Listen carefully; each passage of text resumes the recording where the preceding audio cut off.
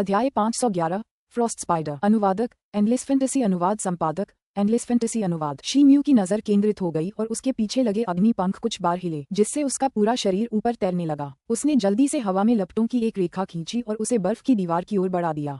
उसका बायां हाथ सफेद लौ की एक परत में लिपटा हुआ था। उसी से उसने छेद पर जोरदार मुक्का मारा, जिससे एक तेज आवाज आई। पूरी बर्फ की गुफा जोर से हिल उठी और गुफा की छत से हजारों बर्फ के स्टेलेक्टाइट गिरने लगे। जैसे ही वे शीम्यू पर गिरे, धूल में मिल गए। शीम्यू का बायां हाथ सफेद रोशनी में लिपटा हुआ छेद पर जा गिरा। हालांकि बर्फ एक इंच भी नहीं हिली। ऐसा लग रहा था जैसे उस पर कोई असर ही न पड़ा हो। ची ची ची, बर्फ की दीवार से स्पष्ट दरार की आवाज आ रही थी। शीम्यू की नजरें एक बार फिर दीवार के उस छेद पर पड़ीं। एक छोटी सी दरार, जो किसी बच्चे के हाथ के बराबर थी, तेजी से बर्फ की दीवार के अंदर की ओर बढ़ गई थी, मानो उसमें अपना जीवन हो। दरार सीधे बर्फ की गुफा के केंद्र तक गई, लेकिन उसके किनारों पर नहीं टूटी। शीम्यू आश्चर्यचकित था। अब तक वह दरार के आर पार लगभग देख पा रहा था। उसके भीतर अनगिनत छोटी छोटी सफेद रोशनियां आगे की ओर दौड़ रही थीं। लगभग 10 बर्फ के क्रिस्टल थे, जो एक संकरा रास्ता बना रहे थे। बर्फ की दीवार के बीच में दरार को देखते ही उसके चेहरे पर खुशी के भाव उभर आए। उसका बायां हाथ चमक उठा और अचानक एक सफेद जैड की बोतल हवा में प्रकट हो गई। उसने बर्फ की दीवार पर दरार के भीतर जैड की बोतल पकड़ी और उसका बायां हाथ एक बार फिर सफेद लपटों से चमकने लगा। बर्फ की दीवार के बीचों बीच एक तेज ठंडी आभा थी। उसके आसपास की हवा सर्द थी, मानो उसे बुलाया गया हो। वह दरारों से गुजरने लगी। पलक झपकते ही सब कुछ सफेद जैड की बोतल में समा गया। जब अंतिम सुलगती हुई ठंडी आभा जैड बोतल में समा गई, तो शीम्यू ने जल्दी से बोतल को सील कर दिया और उसे अपने हाथ में कसकर पकड़ लिया। उसने ये जैड की बोतल विशेष रूप से अत्यधिक यीन आभा को धारण करने और उसकी शक्ति को नियंत्रित करने के लिए खरीदी थी। बोतल को कसकर बंद करने के बावजूद शीम्यू उससे निकलने वाली ठंड से कांपने से खुद को नहीं रोक पाया। उसने अपने आप को संभाला और अपनी आत्मा को बोतल में छोड़ दिया।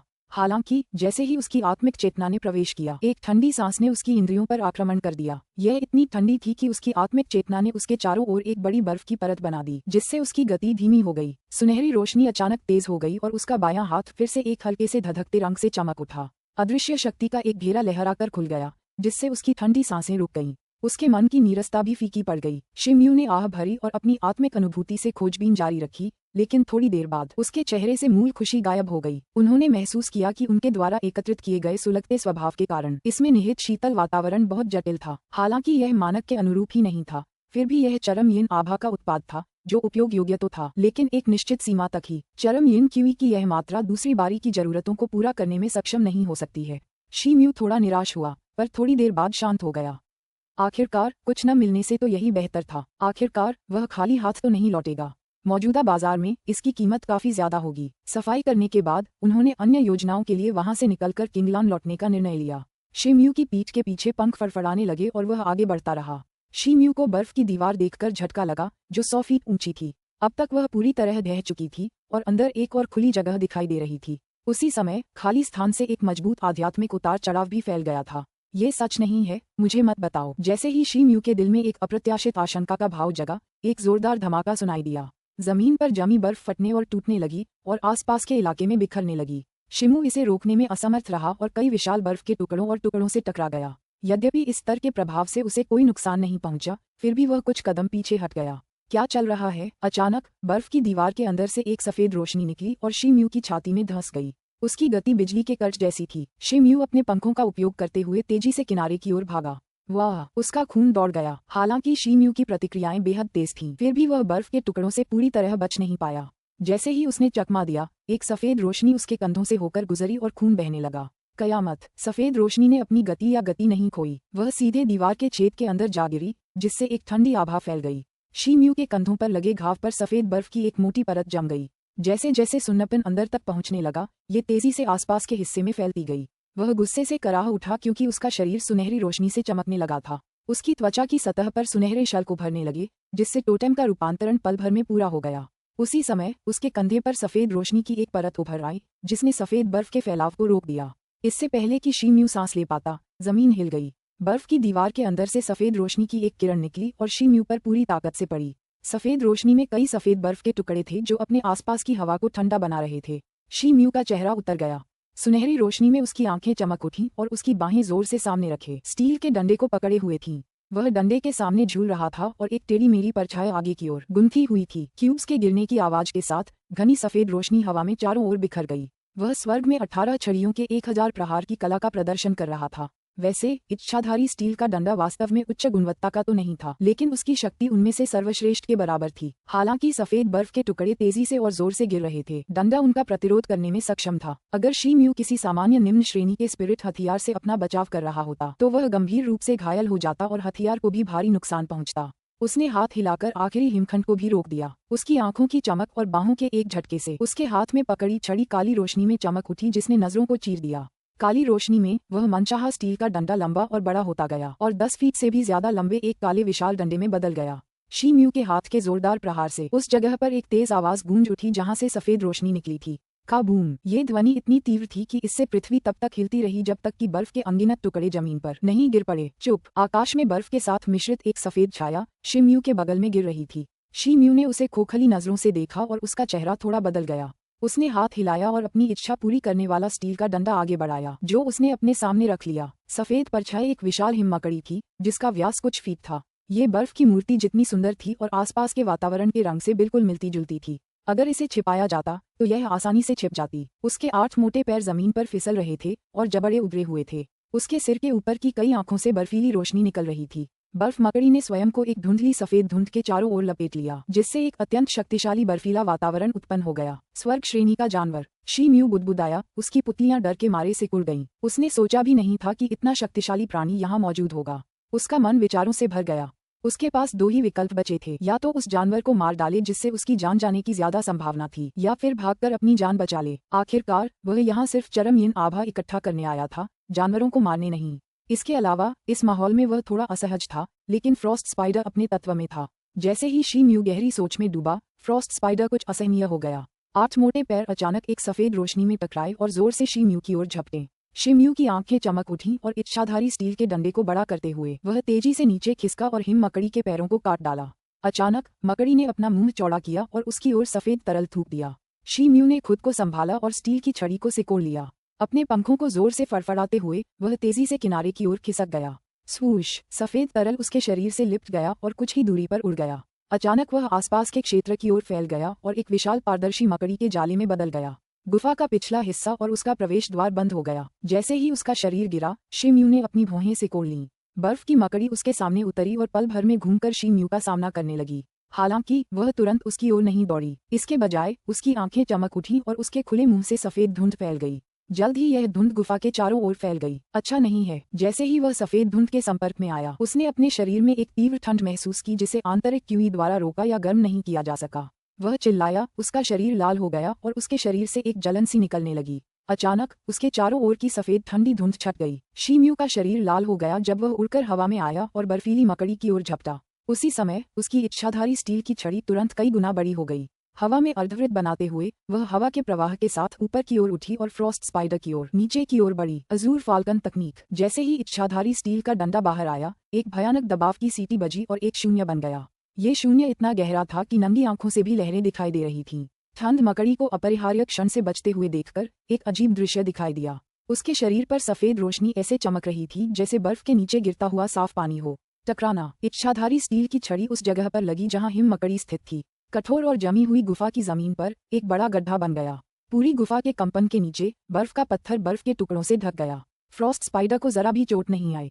पलक झपकते ही वह तुरंत नजरों से ओझल हो गई। अध्याय 512। एक अप्रत्याशित आनंद। अनुवादक एंडलेस फैंटेसी अनुवाद संपादक एंडलेस फैंटेसी अनुवाद। बर्फ शैली तकनीक। शी म्यू की आंखों में चमक आ गई। अपनी पीठ पर लगे अग्नि पंखों का इस्तेमाल करते हुए वह हवा में ऊंचा उड़ गया। गुफा में एक ठंडा कोहरा छा गया और धीरे धीरे छट गया। अचानक गुफा में सन्नाटा छा गया और बर्फीली मकड़ी कहीं नजर नहीं आए। शी म्यू की सुनहरी आंखें फैल गईं और वह अपनी भौहों को भ्रम में थोड़ा ऊपर उठाकर चारों ओर देखने लगा। उसके पास कए जैसी विशेष क्षमता नहीं थी जिससे वह वस्तुओं के आर पार देख सकता था। उसकी आत्मिक इंद्रिय भी जमीन में दूर तक देखने में असमर्थ थी, इसलिए वह फ्रॉस्ट स्पाइडर का पता नहीं लगा सका। अपने दिल में अचानक विचार लेकर शी म्यू तेजी से उस छेद की ओर उड़ गया जो पहले बंद कर दिया गया था। मकड़ी का रेशम उंगली जितना मोटा और क्रिस्टल जितना सख्त था। शी म्यू ने घुराघुराहट की और उसकी सुनहरी तलवार चमक के साथ सामने आ गई। हथियार लहराते हुए उसने हाथ के इशारे करने शुरू कर दिए। सुनहरी तलवार कई बार चमकी और एक भव्य सुनहरी रोशनी में बदल गई जो मकड़ी के जाले पर गिर रही थी। वूश! दबाव के कारण मकड़ी का रेशम खींच गया, लेकिन सोने की तलवार भी उसे काट नहीं सकी। ये वास्तव में मेरे विचार से कहीं अधिक कठिन है। शी म्यू की आंखें चमक उठीं। सुनहरी तलवार वापस पाने के लिए हाथ हिलाते हुए उसका शरीर लाल हो गया और क्रिम्सन एप एनर्जी कंस्ट्रक्ट में बदल गया। ऊर्जा संरचना ने अपना मुंह चौड़ा किया और आदिकालीन नरक से मिश्रित एक शुद्ध ज्वाला उगल दी। उसने सफेद मकड़ी के रेशम को फाड़कर निगल लिया। जब से शिमू अपनी साधना के मध्य चरण में पहुंचे थे, उनकी प्रेरक शक्ति और अग्नि गुण की शक्ति एक बार फिर बहुत बढ़ गई थी। वास्तविक अग्नि के मिश्रित तत्व के कारण नरक का तापमान लगभग 7 डिग्री था। इस तरह के तापन के कारण सफेद मकड़ी का रेशम पिघल गया। शिमू खुशी से भर गया। उसकी तरफ की बर्फ चमक उठी और एक मोटा नुकीला हिमखंड ऊपर उठकर शिमू की ओर बढ़ा। हालांकि ऐसा लग रहा था कि शिमू को हमले का पहले ही आभास हो गया था। जैसे ही बर्फ के टुकड़े दिखाई दिए, उसका शरीर तुरंत पीछे की ओर मुड़ गया ताकि बर्फ के टुकड़ों के हमले से बच सके। उसकी आंखों में सुनहरी रोशनी पौंधी और उसके हाथ में मौजूद इच्छाधारी स्टील का डंडा तेज काली रोशनी में चमक उठा। वह तुरंत उड़कर बाईं ओर जमीन पर जा गिरा। पफ! कर्मचारी फर्श में घुस गए थे और जमीन के अंदर से एक दर्दनाक दहाड़ की आवाज आई। शिमू ने थोड़ा उपहास किया और उसकी आकृति तुरंत छड़ी के पास प्रकट हुई और उसने हाथ बढ़ाकर उसे पकड़ लिया। इच्छाधारी स्टील का डंडा काला और बड़ा हो गया। उसने एक हाथ से डंडे को पकड़ा और घुमा दिया। पास की जमीन पर जमी बर्फ की परत एक विशाल बल के कारण चकनाचूर हो गई और हवा में उठ गई। एक सफेद आकृति भी हवा में उड़ गई थी। वह कोई और नहीं बल्कि पेट के निचले हिस्से में जख्म लिए हुए एक फ्रॉस्ट स्पाइडर थी। उसके जख्म से नीला खून बह रहा था। उसका योजनाबद्ध गुप्त हमला उल्टा पड़ गया था। फ्रॉस्ट स्पाइडर की आंखों से खून जैसी लाल रोशनी निकल रही थी। उसके नुकीले दांत लगातार घिस रहे थे और वह गुस्से से चीख रहा था। उसके शरीर की सफेद रोशनी तब तक चमकती रही जब तक मकड़ी अपने आकार से दोगुनी नहीं हो गई। उसकी आभा भी उसी तरह बढ़ती गई, लगभग जियांटियन स्तर के शिखर तक। उसके कुछ अगले पंजे घूम गए और हवा का एक झोंका शिमू की ओर बढ़ा, जिससे एक बड़ा सफेद प्रकाश स्तंभ फूट पड़ा। प्रकाश स्तंभ चमक उठा और फैलकर अनगिनत बर्फ के कांटों में बदल गया। यह इतना घना था कि लगभग पूरी भूमिगत गुफा को ढक लिया था। बारिश की तरह ये शिमू की ओर तेजी से बढ़ रहा था। हम्फ! शिमू ने घुराघुराहट की और आगे की ओर छुरा घोंपने के लिए इच्छाधारी स्टील के डंडे का सिरा पकड़ लिया। स्टाफ की संख्या अचानक 10 गुना बढ़ गई। शिमू की बांह कांप उठी और इच्छाधारी स्टील की छड़ी अचानक कुछ काले डंडों में बदल गई, जो ऊपर और नीचे उड़ने लगे। ये स्वर्ग से होकर 18 सीढ़ियों की कला, सर्प तरंगों की कला की तकनीकों में से एक थी। चारों ओर छायाएं छा गई थीं और हवा में क्रोध की लहरें सी उठ रही थीं।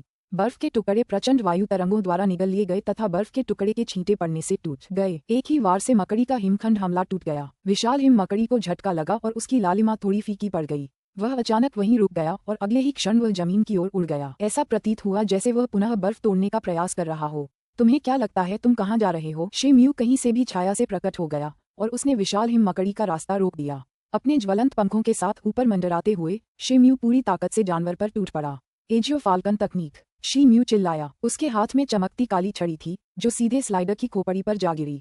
छाया के चारों ओर मौसम तेज सीटी की आवाज के साथ घूम रहा था। विशालकाय फ्रॉस्ट स्पाइडर की आंखों में डर की झलक थी। उसने अपना मुंह चौड़ा किया और एक सफेद क्रिस्टल बॉल उड़ी। गेंद हवा में उड़ी और काले डंडे की परछाई से टकराना। टक्कर के कारण जमीन हिला देने वाली तेज आवाज हुई और वे टूट गए। अंतरिक्ष में एक काली दरार दिखाई दी, लेकिन वह भी अचानक बंद हो गई। पूरी गुफा कांप उठी और बर्फ के अनगिनत छोटे बड़े टुकड़े गिरने लगे। छड़ी की परछाई पीछे मुड़ गई।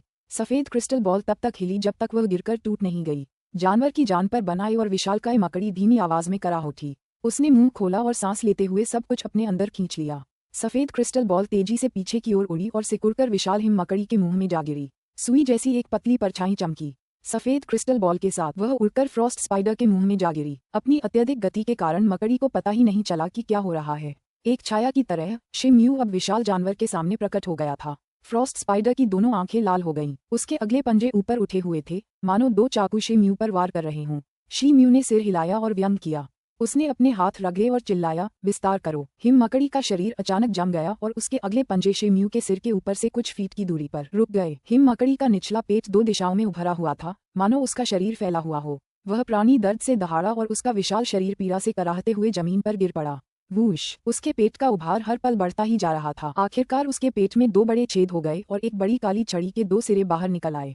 ये काली छड़ी कोई और नहीं बल्कि एक मनचाही स्टील की छड़ी थी। एक साया सा हिलता हुआ शिमू की आकृति बर्फीली मकड़ी के ऊपर प्रकट हुई। उसके बाएं हाथ की सफेद लौ फैल गई। वह हल्का सा मुस्कुराया और मकड़ी की खोपड़ी पर एक जोरदार मुक्का मारा। ये स्पष्ट नहीं था कि खोपड़ी शिमू के बाएं हाथ के बल को कैसे झेल पाए, जिसमें शून्य की शक्ति समाहित थी।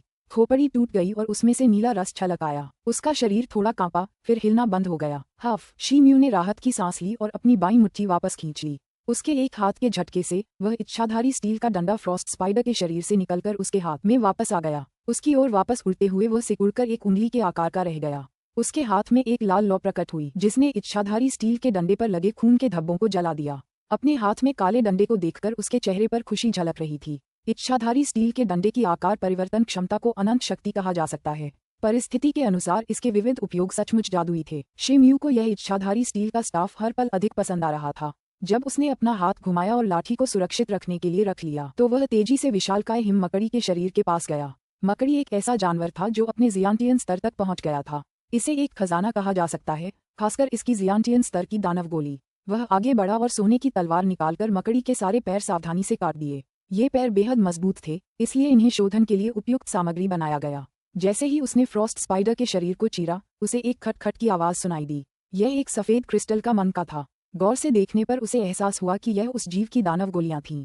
शिम्यू खुश हो गया और उसने जल्दी से राक्षस की गोली अपने कब्जे में ले ली। सफेद गोली छूने पर ठंडी थी और शिम्यू की हथेली में ठंडी चुभन की तरह चुभ रही थी। उसकी आंखों में खुशी की एक झलक थी। यह कोई साधारण दानव की गोली नहीं थी, बल्कि इसकी कीमत सैकड़ों उच्च गुणवत्ता वाले स्पिरिट स्टोन के बराबर होगी। यदि लड़ाई के दौरान उसने गलती से राक्षस की गोली को क्षतिग्रस्त कर दिया होता तो उसका मूल्य बहुत कम हो जाता। सिर हिलाते हुए उसके मुंह के कोने पर हल्की सी मुस्कान आ गई। उसने तुरंत राक्षसी गोली को संभाल कर रख लिया और मकड़ी के शरीर में कोई भी कीमती चीज ढूंढने लगा। शिम्यू के चेहरे के भाव बदल गए और वह एक कदम पीछे हट गया। उसके हाथ में एक इंसानी आकार की रेशम के कीड़े जैसी सफेद चीज थी। यह क्या है? सफेद चीज पर मकड़ियों का एक जोड़ा उलझा हुआ था, जिससे एक कड़कड़ाती ठंडक फैल रही थी। ये दानव की गोली से भी ज्यादा ठंडी थी। क्या यही वह चीज है जिसका उपयोग फ्रॉस्ट स्पाइडर मकड़ी रेशम बनाने के लिए करता है? उसने अनुमान लगाया, क्योंकि उसके पास उस जानवर के बारे में बहुत कम जानकारी थी। शिम्यू की आंखें चमक उठीं। उसने सुनहरी तलवार उठाकर सफेद रेशम के कीड़े पर वार कर दिया। पॉप! सुनहरी तलवार उछल गई और मकड़ी का रेशम बरकरार रहा। मैं तो लगभग भूल ही गया था, यह मकड़ी का रेशम बहुत सख्त होता है। शिम्यू ने अपनी ठुड्डी को छुआ और उसे तोड़ने की तरकीब सोची। एक पल बाद उसके बाएं हाथ में सफेद रोशनी चमक उठी और उसने सुनहरी तलवार में ताकत भर दी। सुनहरी तलवार से अचानक एक सफेद रोशनी निकली, जो धीरे धीरे सफेद लौ में बदल गई। फिर उसका हाथ हिला और सुनहरी तलवार एक सफेद तलवार में बदल गई, जो एक सफेद खोपड़ी पर बैठी हुई थी। चीचा! सफेद रेशम का कीड़ा आसानी से दो टुकड़ों में बंट गया था। फिर रेशमकीट से एक क्रिस्टल जैसी सफेद गैस बाहर निकली और आसपास का तापमान अचानक कई गुना गिर गया। अत्यंत हीन आभा! शिम्यू अपने सफल उद्यम पर खुशी महसूस करने से खुद को रोक नहीं सका। यह अत्यंत ठंडा तापमान उन सामग्रियों से कहीं बेहतर था जो पहले एकत्र की गई थी। यह निश्चित रूप से शीर्ष श्रेणी की सामग्री थी। उसने तुरंत अपना हाथ घुमाया और एक सफेद जेड की बोतल निकाली और रेशम के कीड़े को उसमें चूसने के लिए कहा। जेड बोतल ने एक चूषण बल भेजा, जिसने क्रिस्टल सफेद गैस को चूस लिया और फिर उसे कसकर सील कर दिया।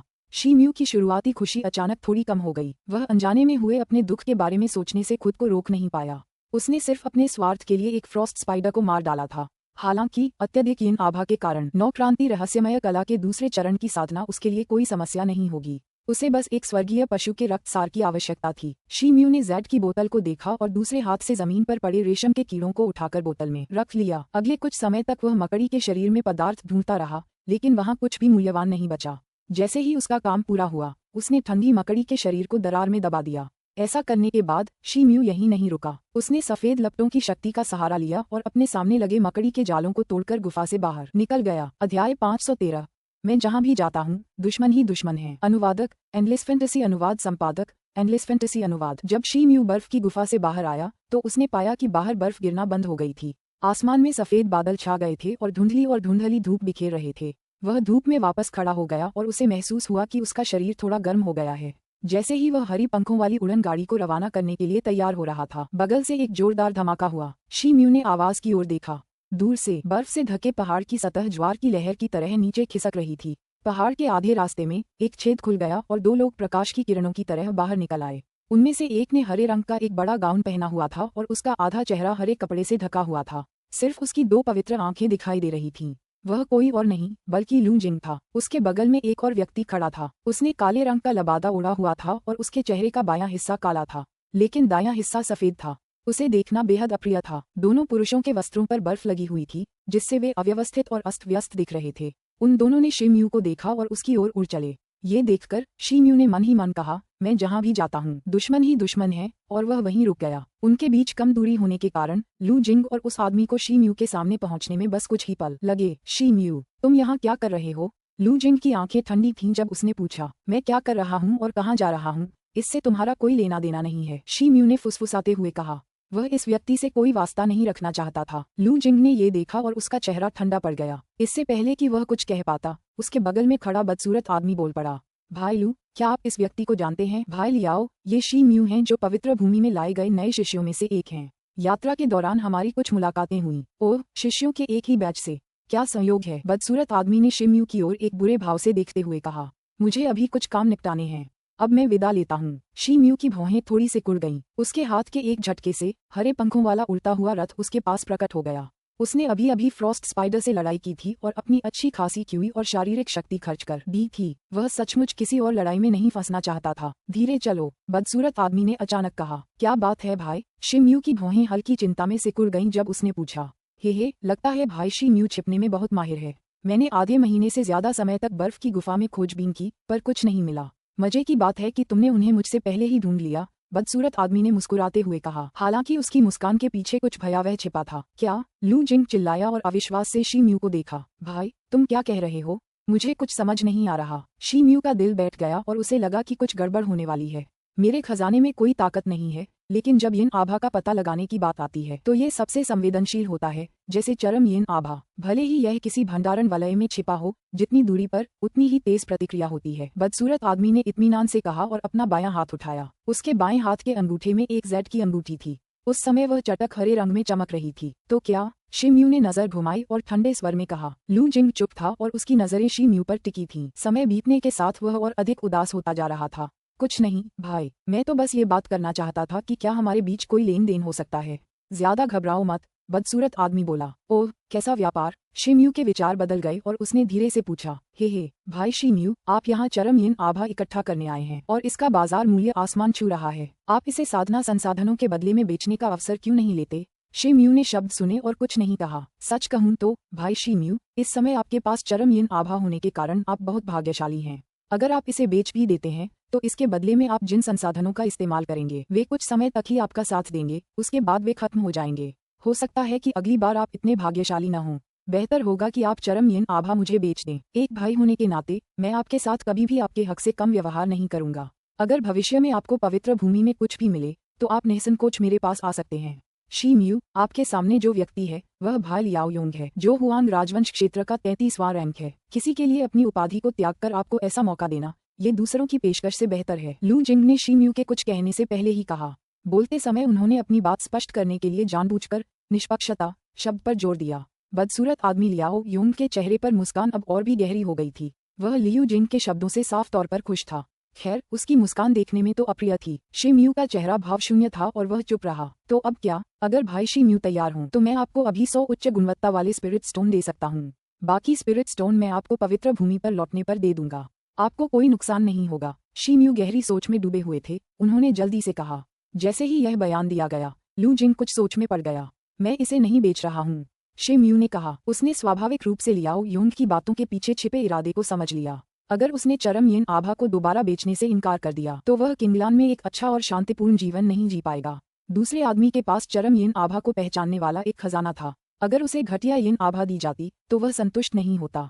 हालांकि ऐसी उच्च स्तरीय चरम यिन आभा ही उसकी 9 क्रांतियों वाली रहस्यमय कला की दूसरी साधना की कुंजी थी। उसने इसे ढूंढने के लिए बहुत प्रयास किया था। क्या इसे त्यागना वाकई सार्थक होगा? उछाल से पहले सबसे कम गुणवत्ता वाले चरम यिन आभा की कीमत लगभग 1000 कुलीन पत्थर थी। वर्तमान बाजार मूल्य की तो बात ही छोड़ दें। एक कदम पीछे से देखने पर उनका यह आश्वासन कि वे वापस आने पर शेष स्पिरिट स्टोन का भुगतान कर देंगे, विश्वास करना कठिन था। सचमुच, उसके आखिरी बयान के बाद लियाओ योंग का बदसूरत चेहरा अचानक हिंसक हो गया। उसकी आंखें ठंडी हो गईं। शी म्यू, अगर तुम्हें कोई अच्छा सौदा नजर आने पर पता न चले तो उसे अपने तक ही रखो। यहीं मर जाना ही बेहतर है। लू जिंग ने लियाओ योंग को बोलने का मौका देने से पहले ही कहा। जैसे ही उसकी आवाज धीमी हुई, लू जिंग का शरीर हरा हो गया। उसके पैरों से हरे धुंध की एक परत तेजी से उभरी, मानो कोई धारा शी म्यू की ओर बह रही हो। पलक झपकते ही शी म्यू हरे धुंध से घिर गया। हुला हरी धुंध के उसके शरीर को छूने से पहले ही शी म्यू तैयार लग रहा था। उसकी पीठ से लाल रोशनी में उसके 2 बड़े ज्वाला जैसे पंख फैले हुए थे। ज्वाला के पंखों को जोर से फड़फड़ाते देख जमीन पर पड़ी रेत लुढ़कने लगी। यहाँ तक कि शी म्यू के चारों ओर पहले से छा रहा हरा कोहरा भी उड़कर आसमान में चला गया। भाई लियाओ, उसे रोको, वो बहुत तेज है। उसे भागने मत देना, वरना वो भाग जाएगा। लू जिंग चिल्लाया। हालांकि लियाओ योंग बिना कोई हरकत किए अपनी जगह पर खड़ा रहा, मानो उसने लू जिंग का एक भी शब्द नहीं सुना हो। शी म्यू पहले से ही हवा में था। उसे अपने सिर के ऊपर अचानक एक अंधेरा सा महसूस हुआ। जैसे ही उसने ऊपर देखा, उसने पाया कि हवा में एक बड़ा सा काला और सफेद कोहरा छाया हुआ था। काले और सफेद कोहरे के बीच एक दरार उभर आई। जैसे ही शी म्यू की नजर उस पर पड़ी, उसने देखा कि उस दरार के भीतर एक विशाल चेहरा था। जब उसने इसे करीब से देखा तो ये बिल्कुल लियाओ यून के चेहरे जैसा था। शी म्यू ने मन ही मन कोसा।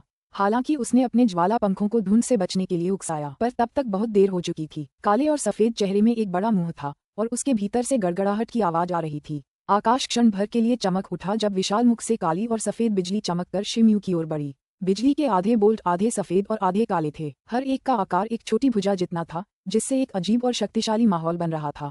शी म्यू अचानक चौंक गया, लेकिन घबराया नहीं। उसकी आंखों की सुनहरी रोशनी गायब हो गई और उसके पंख हिलते रहे। वह एक काले और सफेद बिजली के बोल्ट पर आगे पीछे कूदता रहा, हमले से बचता रहा, क्योंकि उसके शरीर पर सुनहरे शल्क दिखाई देने लगे थे। हालांकि बिजली इतनी तेज थी कि उससे बचना मुश्किल था। हालांकि शी म्यू ने उनसे बचने की कोशिश की, लेकिन ज्यादा देर नहीं लगी और कई काले और सफेद बिजली के बोल्ट उस पर गिर पड़े। शरीर पर सफेद बिजली का एक प्रहार मानो किसी जोरदार घूंसे जैसा लगा।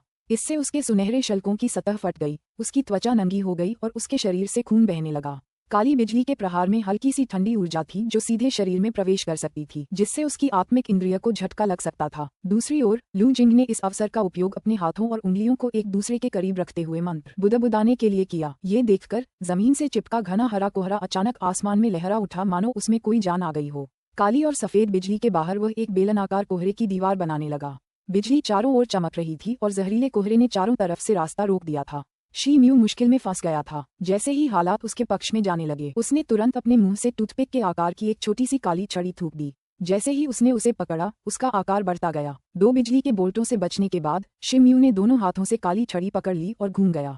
सीटी की आवाज बहुत बढ़िया थी। उसके शरीर पर एक टेढ़ी मेढ़ी परछाई से लिपटा हुआ काला लंबा डंडा और नंगी आंखों से दिखाई देने वाली अनगिनत सफेद हवा की धाराएं उसके चारों ओर इकट्ठा हो गईं। जैसे जैसे वह घूमता रहा, एक बवंडर बनता गया। बवंडर के केंद्र में एक हल्की अजगर की दहाड़ सुनाई दे रही थी। शी म्यू अचानक रुक गया।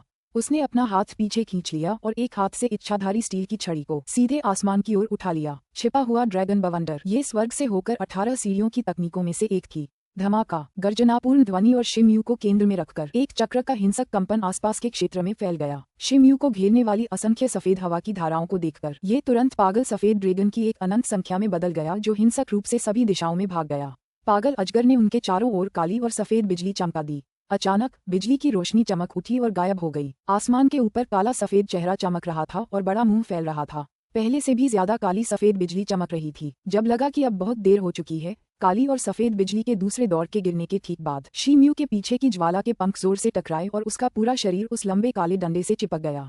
उसने अचानक दिशा बदली और लियाओ यूंग के निचले शरीर की ओर झपटा। अध्याय 514 वस्तु विनिमय प्रणाली। अनुवादक एंडलेस फैंटेसी अनुवाद संपादक एंडलेस फैंटेसी अनुवाद। शी म्यू गुस्से से दहाड़ा। उसका हाथ डंडे पर था और वह ऊपर नीचे हिल रहा था, जिससे उसके पूरे शरीर की रक्षा के लिए एक सफेद हवा का झोंका उठा। उसका पूरा शरीर एक विशाल सफेद अजगर की तरह नीचे की ओर तेजी से बढ़ रहा था। दहाड़ बहुत बढ़िया थी। आसमान में काली और सफेद बिजली भी शी म्यू की तरफ तेजी से बढ़ रही थी। उसकी गति अद्भुत थी और शी म्यू से भी कहीं ज्यादा तेज। अगले ही पल बारिश की झनझनाहट की आवाज हवा से पत्तों पर आ गिरी। चूंकि शी म्यू ने इस समय कोई बचाव नहीं किया, इसलिए ज्यादातर काली और सफेद बिजली उसके चेहरे पर और फिर उसके शरीर पर गिर पड़ी। हालांकि उनमें से ज्यादातर को सफेद हवा की लहरों ने रोक लिया था, फिर भी हमले के कारण उसके शरीर से कई शल्क गिर गए थे। शरीर की सतह के शल्क टूटकर अलग हो गए थे और खून शल्कों के टुकड़ों में मिल गया था। फिर भी शी म्यू की गोता लगाने की गति धीमी नहीं हुई। भाई लियाओ, सावधान रहो। लू जिंग को शायद उम्मीद नहीं थी कि असली शी म्यू, जिसे घेर लिया गया था, ऐसी पागलपन भरी योजना पर उतर आएगा।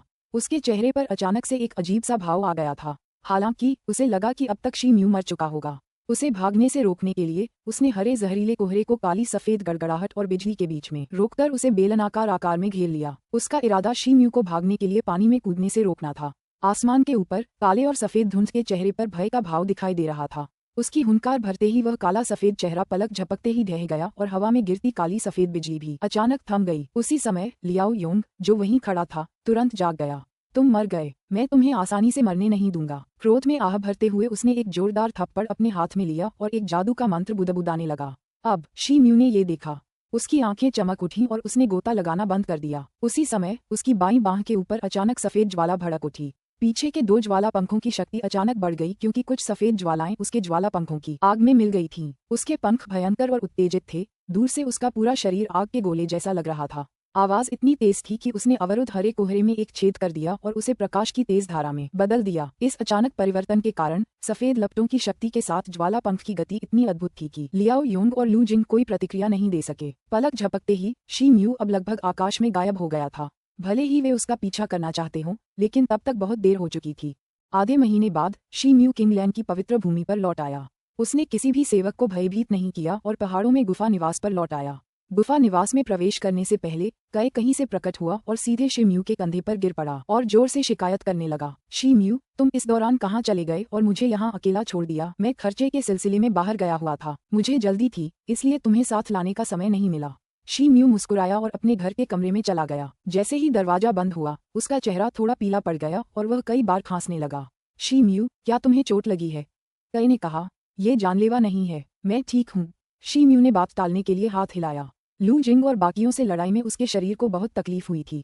वह एक ऐसी मुश्किल स्थिति में फंस गया था जहां उसके पास अपने घर वापस लौटने के अलावा कोई चारा नहीं था। जख्म भरने का समय ही नहीं था और ऐसा लग रहा था कि उसकी चोट इसी वजह से और भी ज्यादा उभर आई है। कहे, मैं पीछे हटकर आराम करना चाहता हूँ, मुझे बाहर देखने में मदद करो, किसी बाहरी व्यक्ति को अंदर आकर मुझे परेशान न करने दो। शी म्यू ने कहे से कुछ शब्द स्वीकार किए और सीधे गुप्त कक्ष में चला गया। वह घुटनों के बल बैठ गया और कुछ औषधीय जड़ी बूटियां निकालकर चुपचाप अपनी दवाइयां लेने लगा। इस बार उनकी चोटों को ठीक होने में पूरे 3 दिन लग गए। वह अधिक समय तक कक्ष में नहीं रुके और सीधे स्वर्गीय मंडप की ओर चले गए। शी म्यू, तुम यहाँ क्या कर रहे हो? क्या तुम एक्सट्रीम यंग ऑरा खरीदने की योजना बना रहे हो? कैद दौड़कर शी म्यू के कंधे पर गया और पूछा। नहीं, इस बार मैं बेच रहा हूँ, शी म्यू ने कहा और अपनी गति बढ़ाते हुए स्वर्गीय मंडप में चला गया। इस समय स्वर्गीय मंडप में भीड़ थी और व्यापार काफी अच्छा चल रहा था। मोटा प्रबंधन स्वाभाविक रूप से व्यस्त था। जैसे ही शी म्यू उसकी दुकान में दाखिल हुआ, उसने उसे तुरंत पहचान लिया। उन्होंने तुरंत ही कई सेवकों को बुला लिया और शी म्यू का स्वागत करने लगे। सेक्ट फेलो शी, मैंने इसे काफी समय से नहीं देखा है। क्या ऐसा हो सकता है कि आपने? शी म्यू ने हल्की खांसी की और उसे देखा। मैं समझ गया, मेरे पीछे आओ, हम विस्तार से बात करेंगे। मोटे मैनेजर को जल्दी ही बात समझ आ गई और उसने शी म्यू को हॉल के आखिर में एक कमरे में बात करने के लिए बुला लिया। मोटे मैनेजर ने कई को देखा जो शी म्यू के कंधे पर था और आश्चर्यचकित हुआ। चिंता मत करो, यह मेरा आध्यात्मिक पालतू जानवर है, शी म्यू ने कहा। जैसे ही मोटे प्रबंधन ने उसकी बातें सुनी, उसने सिर हिलाया और चेहरे पर मुस्कान लेकर बैठ गया। संप्रदाय के साथी शी, आपके चेहरे को देखकर कहा जा सकता है कि आपका खर्च सफल है। ये सब आपकी दी गई जानकारी की बदौलत है। इसके बिना मैं चरम यंग आभा का पता नहीं लगा पाता। शी म्यू ने एक सफेद जेड की बोतल लहराते हुए मेज पर रखते हुए कहा। मोटे मैनेजर ने जेड की बोतल उठाई और उसे खोला। उसका चेहरा तुरंत थोड़ा बदल गया। संप्रदाय के सदस्य शी, अत्यंत यंग आभा को बाहर निकालने से आपका क्या मतलब है? मोटा प्रबंधक चौंक गया और उसने पूछा। ये चरम यंग आभा, इसका कितना मूल्य होगा? शी म्यू ने पूछा। संप्रदाय के साथी शी, तुम इसे बेचने को क्यों तैयार हो? क्या तुम्हें पहले इसकी जरूरत नहीं थी? अब समझ आया। लगता है संप्रदाय के साथी शी की फसल बहुत अच्छी है। मोटा मैनेजर दंग रह गया, फिर जल्दी से उसकी बात समझ में आ गई और वह लापरवाही से हंस पड़ा। शी म्यू के चेहरे पर एक हल्की सी मुस्कान थी, न इनकार था न स्वीकार। मोटे मैनेजर की आंखों ने एक बार फिर बोतल में मौजूद चरम यंग आभा को जांचा और उसका चेहरा थोड़ा खिल उठा। संप्रदाय के साथी शी, चूंकि हम दोनों एक दूसरे से परिचित हैं, इसलिए मुझे अपनी बातों को मीठा बनाने का कोई मतलब नहीं दिखता। चरम यंग आभा की मात्रा ठीक थी, लेकिन ये बहुत जटिल है। ये कहा जा सकता है कि उत्पाद कुछ हद तक अनिच्छुक हैं। हालांकि बाजार मूल्य बहुत बढ़ गया है, लेकिन इस गुणवत्ता के लिए मुझे केवल 900 उच्च गुणवत्ता वाले स्पिरिट स्टोन ही सबसे अच्छे दाम पर मिल सकते हैं। शी म्यू ने शब्दों को थोड़ा डूबते हुए सुना। वह बस सिर हिला सका। ये कीमत उसके अनुमान से ज्यादा अलग नहीं थी। यह मोटा मैनेजर वाकई एक ऐसा इंसान था जिस पर पूरा भरोसा किया जा सकता था। मोटे मैनेजर ने शी म्यू को सहमति में सिर हिलाते हुए देखा और उसके चेहरे पर मुस्कान आ गई। वाह, यहीं रुको सेक्ट फेलो शी, मैं स्पिरिट स्टोन्स लेकर आता हूँ, मोटे मैनेजर ने कहा। अगर आपको जल्दी है तो मेरे पास भी कुछ चीजें हैं जिन्हें मैं बेचना चाहता हूँ। शी म्यू ने हाथ हिलाया और मेज पर चीजों का ढेर लग गया। उनमें फ्रॉस्ट स्पाइडर पर इस्तेमाल होने वाली चीजें भी थीं। मोटे मैनेजर ने मेज पर कुछ देखा और उसका चेहरा पूरी तरह बदल गया। ये सामग्री, इनमें इतनी जबरदस्त क्यों ही है? ये कोई मध्यम स्तर के जानवर की चीज नहीं है, ये जरूर किसी जियान तियान स्तर के जानवर में पाए जाने वाली सामग्री होगी। मोटे मैनेजर ने चौंकते हुए कहा। तुम सही कह रहे हो, मैंने गलती से एक फ्रॉस्ट स्पाइडर को मार दिया है। ये फ्रॉस्ट स्पाइडर की डेमन पिल है। शी म्यू ने एक सफेद जेड बॉक्स देते हुए मेज पर रख दिया। कई ने भी आश्चर्य से शी म्यू की ओर देखा, लेकिन उसने कुछ नहीं कहा। मोटे मैनेजर ने जल्दी से उसे उठाया और ढक्कन खोला। खोलते ही उसमें से एक ठंडी खुशबू आई और डिब्बे के अंदर मुट्ठी भर के आकार की एक गोली थी। मोटे मैनेजर के चेहरे पर उत्साह के भाव थे। जैसे ही उसने सफेद दानव को ध्यान से उठाकर उसे करीब से देखा, उसके हाथ पर नीली रोशनी की एक परत उभर आई। थोड़ी देर बाद मोटे मैनेजर ने राक्षसी गोली को वापस जेड बॉक्स में रख दिया। ये वास्तव में फ्रॉस्ट स्पाइडर की एक दानव गोली है जिसमें प्रचुर क्यूई है। दुर्भाग्य से दानव गोली में एक दरार है, जिसके परिणामस्वरूप दानव गोली का मूल्य कम हो जाएगा। मोटी ट्यूब ने पहले ही सिर हिला दिया और फिर आह भरते हुए शीम्यू को बुरी खबर सुनाई। ज्यादा कुछ कहने की जरूरत नहीं है। अगर आप इन सामग्रियों पर गौर करें तो आपके केस में कितने स्पिरिट स्टोन आ सकते हैं। अगर मुझे ये कीमत ठीक लगे तो मैं आपको ये सब एक साथ बेच दूंगा, शीम्यू ने सहजता से कहा। मोटे मैनेजर ने उसकी बातें सुनी और जेड बॉक्स को नीचे रख दिया और अन्य सामग्रियों को एक एक करके जांचने लगा। ये सामग्री बहुत अच्छी है। ये कैसा रहेगा? चरम यंग ऑरा और इन सामग्रियों के साथ मैं इन्हें 1500 उच्च गुणवत्ता वाले स्पिरिट स्टोन्स में खरीदूंगा। आप इसके बारे में क्या सोचते हैं? मोटे मैनेजर ने बातचीत के लिए एक कीमत तय कर दी। शीम्यू की आंखें चमक उठीं और वह एक क्षण के लिए चुप रहा। मोटे प्रबंधन ने बोलने की जहमत नहीं उठाई और धैर्यपूर्वक उसके जवाब का इंतजार किया। पिछली बार जब मैं आपके मंडप में आया था तो मैंने देखा था कि आप जियान तियान स्तर के बाइजे जानवर का रक्त सार भी बेचते हैं। मुझे याद है कि रक्त सार की 2 बूंदें हैं। क्या मैं जान सकता हूँ कि क्या वे अभी भी यहाँ हैं? शीम्यू ने अचानक पूछा। यहाँ हैं। मोटे मैनेजर ने राहत की सांस ली और उसके विचार तेजी से बदल गए और उसने सिर हिलाया। अगर ऐसा है तो आप ये सारी सामग्री जियान तियान स्तर के बाइजे जानवर के रक्त सार के बदले ले सकते हैं। मुझे बस उस जानवर का रक्त सार चाहिए। शीम्यू मुस्कुराया और बोला, 9 क्रांतियों वाली रहस्यमय कला के लिए जियान तियान स्तर के एक राक्षस के समर्थन की आवश्यकता थी। जियान तियान स्तर के बाइजे राक्षस के रक्त सार के साथ ये बिल्कुल सही होगा। मोटे मैनेजर के चेहरे पर झिझक के भाव बदल गए। संप्रदाय के सदस्य शी, आप एक चतुर शिष्य हैं, लेकिन बाइजे जानवर के रक्त सार की कीमत 1700 उच्च गुणवत्ता वाले स्पिरिट स्टोन है। यह एक उचित सौदा कैसे हो सकता है? मेरा मजाक मत उड़ाओ, क्योंकि मुझे बिजनेस के बारे में ज्यादा जानकारी नहीं है। ये कहना गलत नहीं होगा कि आपकी दुकान में बिकने वाली चीजों की कीमत हमेशा दूसरी दुकानों से ज्यादा रही है, जिससे मोलभाव की काफी गुंजाइश रहती है। इसके अलावा हम एक दूसरे को कुछ बेच रहे हैं। इसका मुख्य उद्देश्य यह है कि इस प्रक्रिया में दोनों पक्षों को मुनाफा और फायदा हो। मुझे यकीन है कि आपके मन में भी यही बात रही होगी। शीम्यू हंसा। मोटे मैनेजर ने मुस्कुराकर गहरी सांस ली। शीम्यू ने मोटे मैनेजर की तरफ देखा और थोड़ा सा मुंह बनाया। अगर तुम्हें लगता है कि ये काम का नहीं है तो कोई बात नहीं, मैं दूसरी दुकान पर जाकर पता कर लूंगा। ये कहते हुए वह खड़ा हो गया और मेज पर रखी सारी सामग्री इकट्ठा करने की इच्छा हुई। ठीक है, चूंकि सेट फेलो शी मेरा पुराना ग्राहक है, इसलिए मैं इस बिक्री के लिए राजी हूँ। मोटा मैनेजर जल्दी से खड़ा हुआ और शीम्यू को रोकते हुए मुस्कुराते हुए बोला। शीम्यू ने मोटे मैनेजर की ओर देखा और फिर बैठ गया। संप्रदाय के साथी शी, कृपया यहाँ एक क्षण रुकें। मैं जियान तियान स्तर के बाइजे जानवर के रक्त सार की 2 बूंदें वापस लाता हूँ। मोटा प्रबंधक चिंतित लग रहा था, इसलिए वह जल्दी से मुड़ा और बाहर चला गया। शीम्यू, यह मोटा बूढ़ा आदमी पूरे समय दिखावा कर रहा था। मुझे यकीन है कि वह तुम्हारे साथ सौदा पक्का करने और इस प्रक्रिया में भारी नुकसान उठाने का नाटक करने के लिए बेताब था। अगर तुमने मुझे कसकर न पकड़ा होता तो मैं उसके टुकड़े टुकड़े कर देता। जैसे ही मोटा मैनेजर चला गया, कई ने तुरंत कहा, ये तो इंसानियत है। व्यापारी ऐसे ही होते हैं, भले ही वे ज्यादा कमाएं, लेकिन लोगों के सामने हमेशा कंगाल ही रहेंगे। शीम्यू ने कहा, तुम इंसान सचमुच शर्मनाक ढंग से चालाक हो, कई ने घृणा से कहा। शीम्यू मुस्कुराया और कोई जवाब नहीं दिया। कुछ ही देर बाद कमरे का दरवाजा खुला और मोटा मैनेजर फिर से अंदर आ गया। उसके हाथ में 2 सफेद जेड की बोतलें थीं जिन पर आगे की तरफ सील लगी हुई थी। ये देखकर शीम्यू की आंखें हल्की चमक उठीं। अध्याय 515, 2 पनडुब्बी मोड़। अनुवादक, एंडलेस फैंटेसी अनुवाद संपादक, एंडलेस फैंटेसी अनुवाद। संप्रदाय के साथी शी, यह जियांटियन बेज का रक्त सार है। कृपया इसे ध्यान से देखें। मोटे मैनेजर ने मेज पर 2 जेड बोतलें रखते हुए कहा। शीम्यू ने तुरंत सफेद जेड की बोतल उठाई। उसने सील खोली और पॉक खोला। कमरे का तापमान अचानक ठंड से गिर गया। क्यूई का ये स्तर शीम्यू की ओर तेजी से बढ़ा। उसने बोतल के आर पार उसे अच्छी तरह देखने के लिए अपनी आत्मिक संवेदना को मुक्त किया।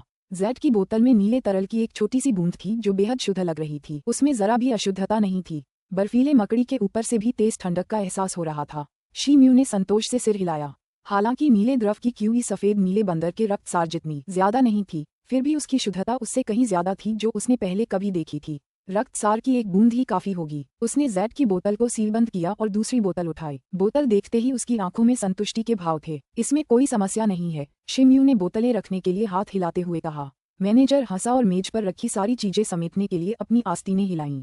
दोनों पक्ष इस समझौते से खुश थे। थोड़ी देर बाद शीम्यू ने स्वर्गीय मंडप छोड़ने से पहले मैनेजर से हल्की फुल्की बातचीत की। स्वर्गीय मंडप छोड़ने के लिए उठते हुए वह सीधे शहर के वर्तमान उपखंड में चला गया। जैसे ही वह अपने गुफा निवास पर वापस लौटा, उसने क्यूई फैन को अपने सभी पुरुषों और महिलाओं को एक बैठक में बुलाने का आदेश दिया। कुछ ही देर बाद निवास के सामने चौक पर लगभग 300 परिचारक इकट्ठा हो गए, जिनमें कुई हुआन भी शामिल था। सब लोग मंच की ओर देख रहे थे, ये देखने के लिए कि क्या हो रहा है। मंच पर शिम्यू खड़ा था और उसके कंधे पर कई थी। वह लगभग 1 साल से यहाँ था, फिर भी उसने अपना ज्यादातर समय या तो एकांतवास में या किसी अभियान पर बिताया। निवास के कामकाज का भार मूलतः कई और क्यूई फेंग पर छोड़ दिया गया था। शीमाई को खुद निवास में सभी से एक एक करके मिलने का मौका ही नहीं मिला था। इसके बावजूद सभी सेवकों में फसल का 10वां हिस्सा बांटने के उनके निर्णय के कारण सेवक स्पिरिट जड़ी बूटियां लगाने के प्रति उत्साहित थे, जिसके परिणामस्वरूप पिछले वर्षों की तुलना में अधिक आय हुई। ये सब उसे क्यूई फेंग के माध्यम से पता चला। क्यूई फेंग जो सबसे आगे खड़ा था, आगे बढ़ा और शिम्यू को सूचित किया, युवा स्वामी, सभी लोग यहाँ हैं। शिम्यू ने थोड़ा सिर हिलाया। इस पूरे समय आध्यात्मिक भूमि में सब कुछ सुव्यवस्थित रहा है। आध्यात्मिक पौधों और जड़ी बूटियों की भी वृद्धि हुई है और इसके लिए मैं सचमुच आभारी और निश्चिंत हूँ। आने वाले समय में मुझे एक बार फिर जाना होगा। सभी काम आपकी जिम्मेदारी में होंगे और क्यूई फेंग हमेशा की तरह नेतृत्व संभालेंगे। हमारे रेड नोवेल फुल लाइफ पर कॉमिक्स पढ़ें। समझ गया। क्यूई फेंग और उसके आसपास के कई लोगों ने जल्दी से सिर हिलाया और वादा किया। इसके अलावा अब मैं घोषणा करता हूँ कि निवास की वार्षिक आय पिछले वर्ष की तुलना में 20% बढ़ गई है। इसके साथ ही मैं आय को आधा आधा बराबर बांट दूंगा। यह वितरण कैसे होगा, इस बारे में क्यूई फेंग और कई ने मिलकर विचार विमर्श के बाद निर्णय लिया। जैसे ही यह वक्तव्य सामने आया, सभी उपस्थित लोग खुश हो गए और खुशी से गाने लगे। धन्यवाद युवा स्वामी। शिम्यू, इस बार तुम कहाँ जा रहे हो? तुम मुझे फिर से साथ नहीं लाने की सोच रहे हो, है ना? कई ने पूछा। वहाँ का वातावरण बेहद ठंडा है और खाने को कुछ भी नहीं है। अगर तुम मेरे साथ चलोगे तो तुम्हें बहुत देर तक स्पिरिट बैग में रहना पड़ेगा। क्या तुम सच में मेरे साथ आना चाहते हो? कई ने तुरंत प्रस्ताव ठुकरा दिया। ऐसे में बेहतर होगा कि तुम अकेले ही निकल जाओ। चिंता मत करो, तुम सारा काम मुझ पर और मोटे आदमी की फेंग पर छोड़ दो। हम अपने काम में 200% मेहनत करेंगे। शिम्यू ने ये शब्द सुने और मुस्कुराते हुए अपना सिर हिलाया।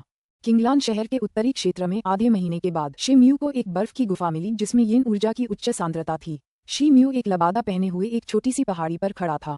उसकी नजरें अपने आसपास के माहौल पर टिकी थीं। वहां अब भी पहले की तरह बर्फबारी थी। हालांकि लू जिंग और लियाओ यून के साथ हुई उसकी लड़ाई के सारे निशान बर्फ से पूरी तरह ढक गए थे। जब शिम्यू ने अपना ध्यान पुनः केंद्रित कर लिया तो उसने अपनी आंखें बंद कर लीं और अपने शरीर के भीतर से अपनी आत्मा की अनुभूति को दर्जनों मील तक फैला दिया। काफी देर बाद उसने अपनी आंखें खोलीं और उसके चेहरे पर खुशी झलक रही थी। उसने किसी और की क्यूई को महसूस नहीं किया था, जिसका अर्थ था कि वह अकेला था। ऐसा लग रहा था कि लू जिंग और लियाओ यूंग पहले ही चले गए थे, जिससे बर्फ की गुफा में प्रवेश करते समय उसे कुछ राहत मिली। शिम्यू ने गुफा की दिशा में देखा और तेजी से प्रवेश द्वार की ओर दौड़ा। एक झटके में वह बर्फ की गुफा में कूद गया और अपने बाएं हाथ से, जो सफेद रोशनी में चमक रहा था, एक खंभे को सीधे गुफा में पटक दिया। ओह ला! प्रवेश द्वार पर पहाड़ी दीवार का आधा हिस्सा ढह गया और घुसपैठियों के प्रवेश द्वार को अवरुद्ध कर दिया। शिम्यू ने संतुष्टि से सिर हिलाया और अंदर की ओर चलना जारी रखा। अब जो अनुभव उसके पास था, उससे वह जल्द ही उस जगह पहुंच गया जहां उसकी आखिरी लड़ाई फ्रॉस्ट स्पाइडर से हुई थी। लड़ाई के निशान अभी भी साफ दिखाई दे रहे थे। उसने दोनों हाथों से हाथ हिलाया और उसके हाथ से एक नीली रोशनी निकली और बर्फ की गुफा के पास जा गिरी। वह एक झंडा था। थोड़ी देर बाद झंडों से नीली रोशनी निकली जो नीले रंग के पर्दों में परिवर्तित हो गई। शिम्यू ने संतुष्टि से सिर हिलाया क्योंकि जल गुणों से युक्त आकर्षण समूहों का ये सेट, जो उसने विशेष रूप से खरीदा था, काम आ रहा था। यह उच्च क्रम के आकर्षण समूहों का एक सेट था जो वायुमंडल को ढकने और रक्षा तंत्र के रूप में काम करने के दोहरे कार्य करता था। अपनी तैयारी पूरी करने के बाद वह गुफा में बैठ गया और हाथ हिलाया। उसने रक्तसार की 2 शीशियां निकाली और आंखें बंद करके अपने सामने रख दी और सीधा बैठ गया। आधा दिन बीतने के बाद उसने फिर आंखें खोलीं। हालांकि उसकी आंखों की रोशनी कमजोर थी, पर उसका मन और आत्मा दोनों ही अपने चरम पर थे। उसने अपना हाथ हिलाया और बोतल खोलने के लिए उसके ढक्कन पर लगे ताबीज को फाड़ दिया। बोतल से एक कड़ाके की ठंड निकली और आसपास का पहले से ही कम तापमान और भी कम हो गया। शिम्यू का शरीर थोड़ा कांप उठा, लेकिन उसने खुद पर काबू पा लिया और शांत हो गया। उसने गहरी सांस ली और अपना दाहिना हाथ हिलाया। शीशे जैसा नीला तरल बोतल से बाहर निकला और एक छोटे से जानवर का रूप ले लिया, जो बैल जैसा कुछ था, और उसके दाहिने हाथ पर गिर पड़ा। उसकी आंखें चमक उठीं। हालांकि वह सिर्फ पदार्थ से बना था, फिर भी ऐसा लग रहा था जैसे उसका अपना जीवन हो। वह छोटा सा बाज कांप उठा और पिघलकर गायब होने से पहले चुपचाप आसमान की ओर फुसफुसाया। शिम्यू की हथेली पर नीले बर्फ के क्रिस्टल की एक परत उभर आई और उसकी बांह की ओर फैलने लगी। शिम्यू ने झिझकते हुए नौक्रांति रहस्यमय कला के दूसरे चरण को सक्रिय कर दिया। उसके दाहिने हाथ पर प्रकाश की एक किरण उभरी और नीला तरल धीरे धीरे उसकी हथेली में समा गया तथा धीरे धीरे लुप्त हो गया। ये देखकर शिम्यू ने अंततः थोड़ा आराम किया और अपनी साधना का अभ्यास जारी रखा। पूरे 3 दिन बाद उसके दाहिने हाथ की हथेली पर मौजूद नीले बर्फ के क्रिस्टल पूरी तरह से गायब हो गए, क्योंकि बेज का रक्तसार पूरी तरह से उसकी हथेली में समा गया था। उसकी नज़र एक बार फिर जमीन पर पड़ी जेड की बोतल पर पड़ी। कुछ सोचने के बाद उसने फिर हाथ हिलाया और नीले खून की एक और बूंद उड़कर उसके दाहिने हाथ पर आ गिरी। आधे साल के बाद दोनों बोतलों का रक्तसार शिम्यू के शरीर में एकीकृत हो गया था।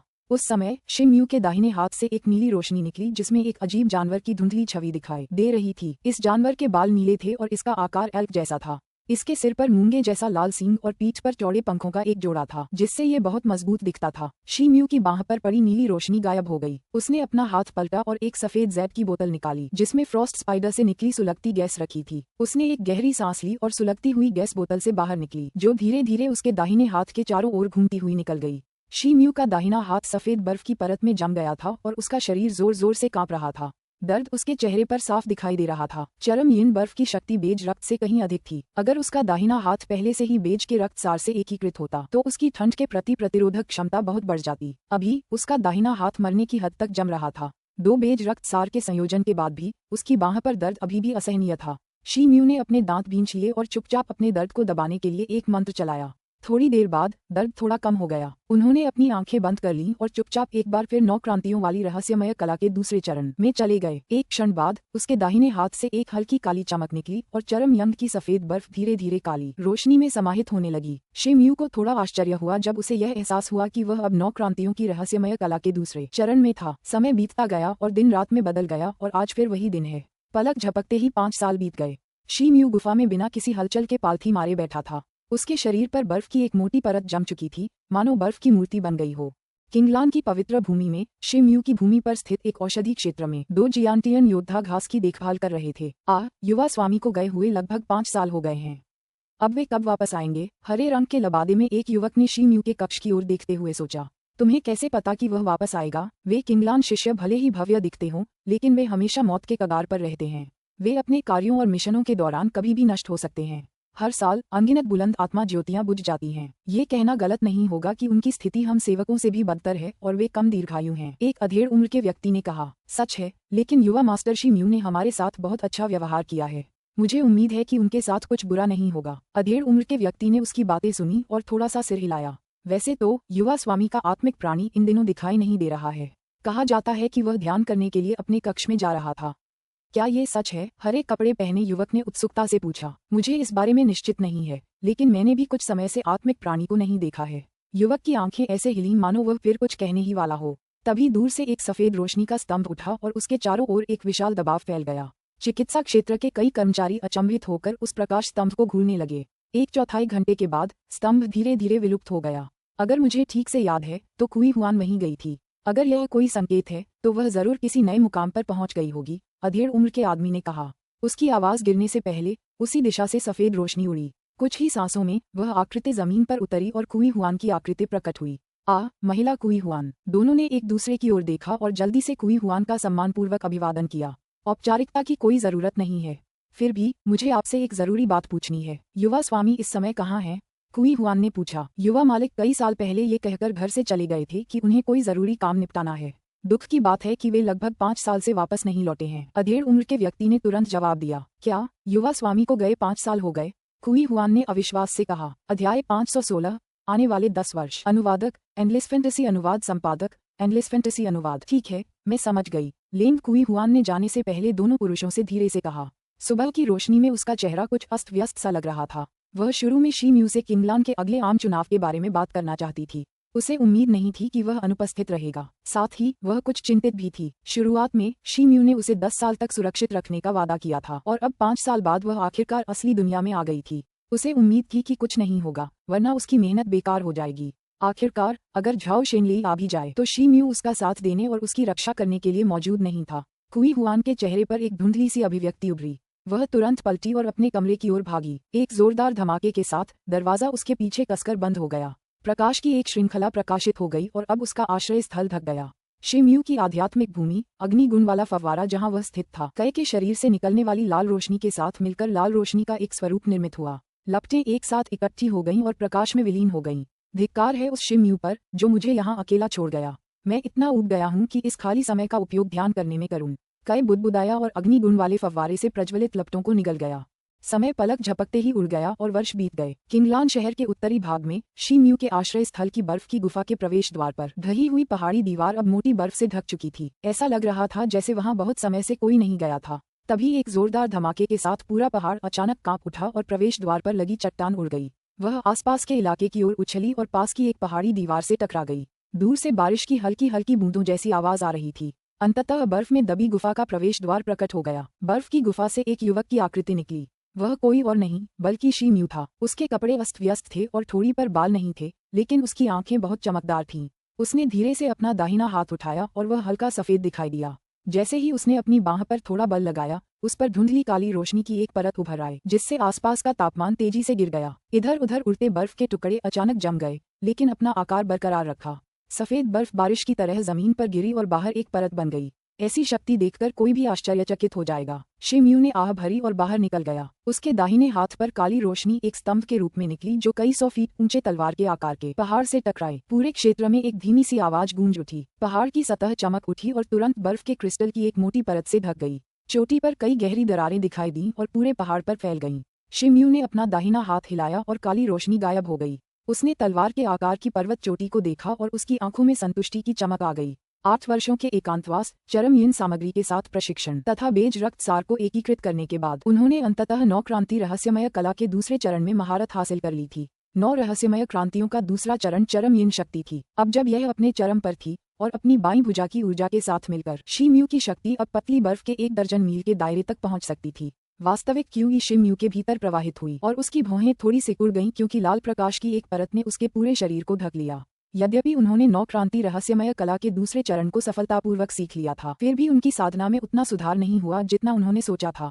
थोड़ी देर बाद लाल रोशनी गायब हो गई और उसका शरीर पहले जैसा हो गया। उसका घिसा पिटा हरा चोगा भी बदल गया था। वह वहां और नहीं रुका और हाथ हिलाकर हरे पंखों वाली उड़न गाड़ी को बुला लाया। उस पर सवार होकर वह किंगलान शहर के लिए रवाना हो गया। आधे महीने बाद किंगलान की पवित्र भूमि की पहली परत में एक हरे रंग की रोशनी दूर से उड़ी और गुफा के निवास पर उतरी। इससे पहले कि शी म्यू अपने पैरों पर खड़ा हो पाता, एक रंगीन परछाई उसके कंधे पर उड़कर आ गई। वह कोई और नहीं बल्कि कई थी। अरे शी म्यू, तुम अंततः वापस आ गए। मैं काफी समय से यहाँ नहीं आया हूँ। सब कैसा चल रहा है? शी म्यू ने धीरे से मुस्कुराते हुए कई के पंखों को प्यार से सहलाया। मेरे यहाँ होने से कोई समस्या कैसे हो सकती है? वैसे भी वह कमीना झाओ शेनली तुम्हें ढूंढने 3 बार आया था, लेकिन क्यूई फैंग ने मेरे आदेश पर उन सभी को भगा दिया था। कई ने झुंझलाहट में कहा। ओह, उसके अलावा और कोई था क्या? खैर, वहाँ मा लॉन्ग, जीलिंग, किंग झांगटियन थे। लू जिंग नाम का एक बदसूरत आदमी भी था। तो अब मैं समझ गया। कृपया क्यूई फैंग को मुझसे बात करने के लिए बुलाओ। शी म्यू ने सिर हिलाया और अपने घर की ओर चल दिया। थोड़ी देर बाद गुफा में, युवा गुरु, आखिरकार आप वापस आ गए। क्यूई फैंग ने शी म्यू को देखा और उसकी आंखें थोड़ी उत्साहित दिखीं। शी म्यू ने सिर हिलाया।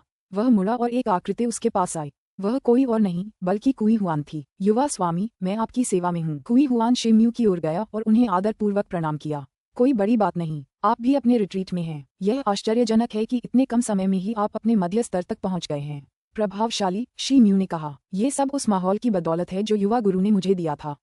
सारी साधना के संसाधन। ओह, मैं तो लगभग भूल ही गया था। युवा गुरु, क्या आप जल्द ही फिर से चले जाएंगे? मैं अब वापस आ गया हूँ और फिलहाल जाने का मेरा कोई इरादा नहीं है। क्यूई फैंग, कृपया मुझे उन वर्षों में हुई आध्यात्मिक फसल के बारे में बताएं जब मैं यहाँ नहीं था। युवा स्वामी, यहाँ पिछले कुछ वर्षों की फसल के आय और व्यय के बिल हैं। क्यूई फैंग ने जल्दी से अपने हाथों से एक जेड पर्ची और एक भंडारण अंगूठी निकाली और उन्हें सौंप दिया। शी म्यू ने उस पर नजर डाली। वह नतीजे से खुश था और संतुष्टि में सिर हिलाया। इतना खराब भी नहीं। पिछले 9 वर्षों में सेवकों को दिए गए पुरस्कारों के अलावा कुल आय लगभग 73 उच्च गुणवत्ता वाले स्पिरिट स्टोन के टुकड़ों के बराबर थी। ये सोचना भी जरूरी है कि शी म्यू के पास जो जमीन थी, वह कभी सभी स्पिरिट लैंड में सबसे गरीब थी, लेकिन अब वह सबसे अच्छी जमीनों में से एक थी और उसकी आय भी सबसे ज्यादा थी। यह कोई आश्चर्य की बात नहीं थी कि इतने सारे लोग किंगलान की पवित्र भूमि में शामिल होने की चाह में अपना सिर फोड़ रहे थे। मुझे आपको एक और बात बतानी है, क्यूई फैंग ने फिर कहा। ये किस विषय में है? 10 वर्षीय अनुपात को 1 वर्ष से भी कम समय हुआ है।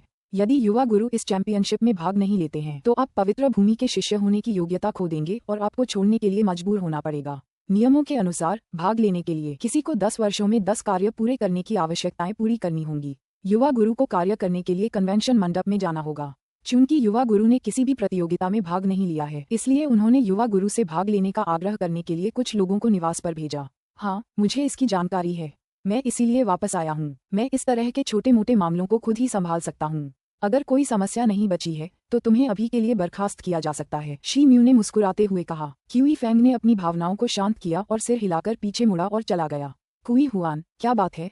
चलो बात करते हैं। शी म्यू ने कोने में खड़ी कुई हुआन की ओर नजर घुमाई। युवा गुरु, 10 साल का अनुबंध नजदीक आ रहा है और मैं ट्रायल्स के लिए साइन अप करना चाहता हूँ। मुझे उम्मीद है कि युवा गुरु मेरे गांटर बनेंगे। कोई बात नहीं। इसके अलावा इस दौरान अगर झाओ शेनली तुम्हें फिर से ढूंढने आए तो मुझे बताने से मत डरना। धन्यवाद युवा स्वामी, कुई हुआन ने कहा और जाने से पहले एक बार फिर शी म्यू को प्रणाम किया।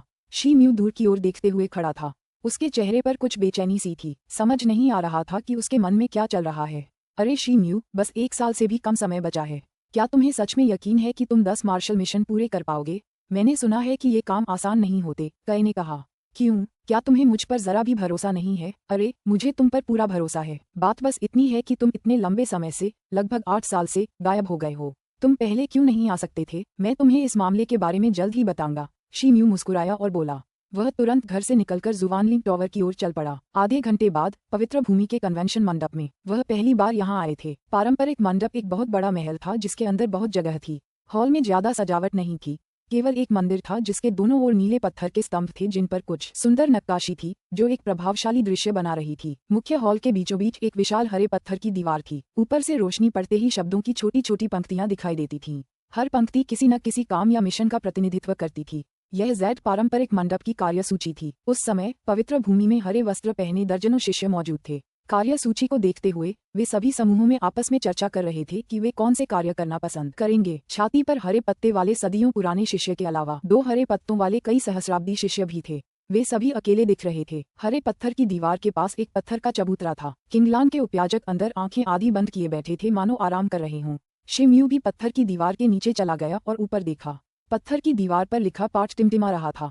सैकड़ों लेख थे और विषय वस्तु विविध थी। कई उच्च स्तरीय जानवर, दुर्लभ अयस्क शिकार, आत्मा जड़ी बूटियां और यहाँ तक कि कुछ तामसिक मंत्र या कीमिया संबंधी कार्य भी थे। इनमें से कोई भी पूरा करना आसान नहीं था। उसी समय एक विशाल नीले वस्त्र में एक आदमी ने अपनी जुबानी दीवार निकाली और पत्थर की दीवार की ओर हाथ हिलाया। पत्थर की दीवार पर एक कार्य अचानक एक धारा में बदल गया और उसकी जुबानी दीवार में उड़ गया। वह आदमी मुड़ा और बाहर चला गया। कुछ ही दूरी पर कई शिष्य उसका इंतजार कर रहे थे। वे सभी एक साथ पारंपरिक मंडप से बाहर चले गए। शी म्यू ने ये देखा और उसकी नजरें इधर उधर घूम गईं। हालांकि मुख्य हॉल में किंगलान के कई शिष्य मौजूद थे, फिर भी वे सब एक साथ खड़े थे। जाहिर था कि वे आपस में ही टोलियां बनाकर इकट्ठे हुए थे। हो टोंग नाम का एक नुकीले होठों वाला युवक शी म्यू के पास आया। उसके कपड़ों से लग रहा था कि वह कोई 100 साल पुराना शिष्य है। ओह, लगता है हमारा भाई कोई काम लेने आया है। मैंने तुम्हारा चेहरा पहले कभी नहीं देखा। क्या मैं तुम्हारा नाम जान सकता हूँ? इस अजीब बात से शी म्यू की भौहें थोड़ी सिकुड़ गईं, लेकिन फिर भी उन्होंने अपना नाम बता दिया। मेरा नाम शी म्यू है।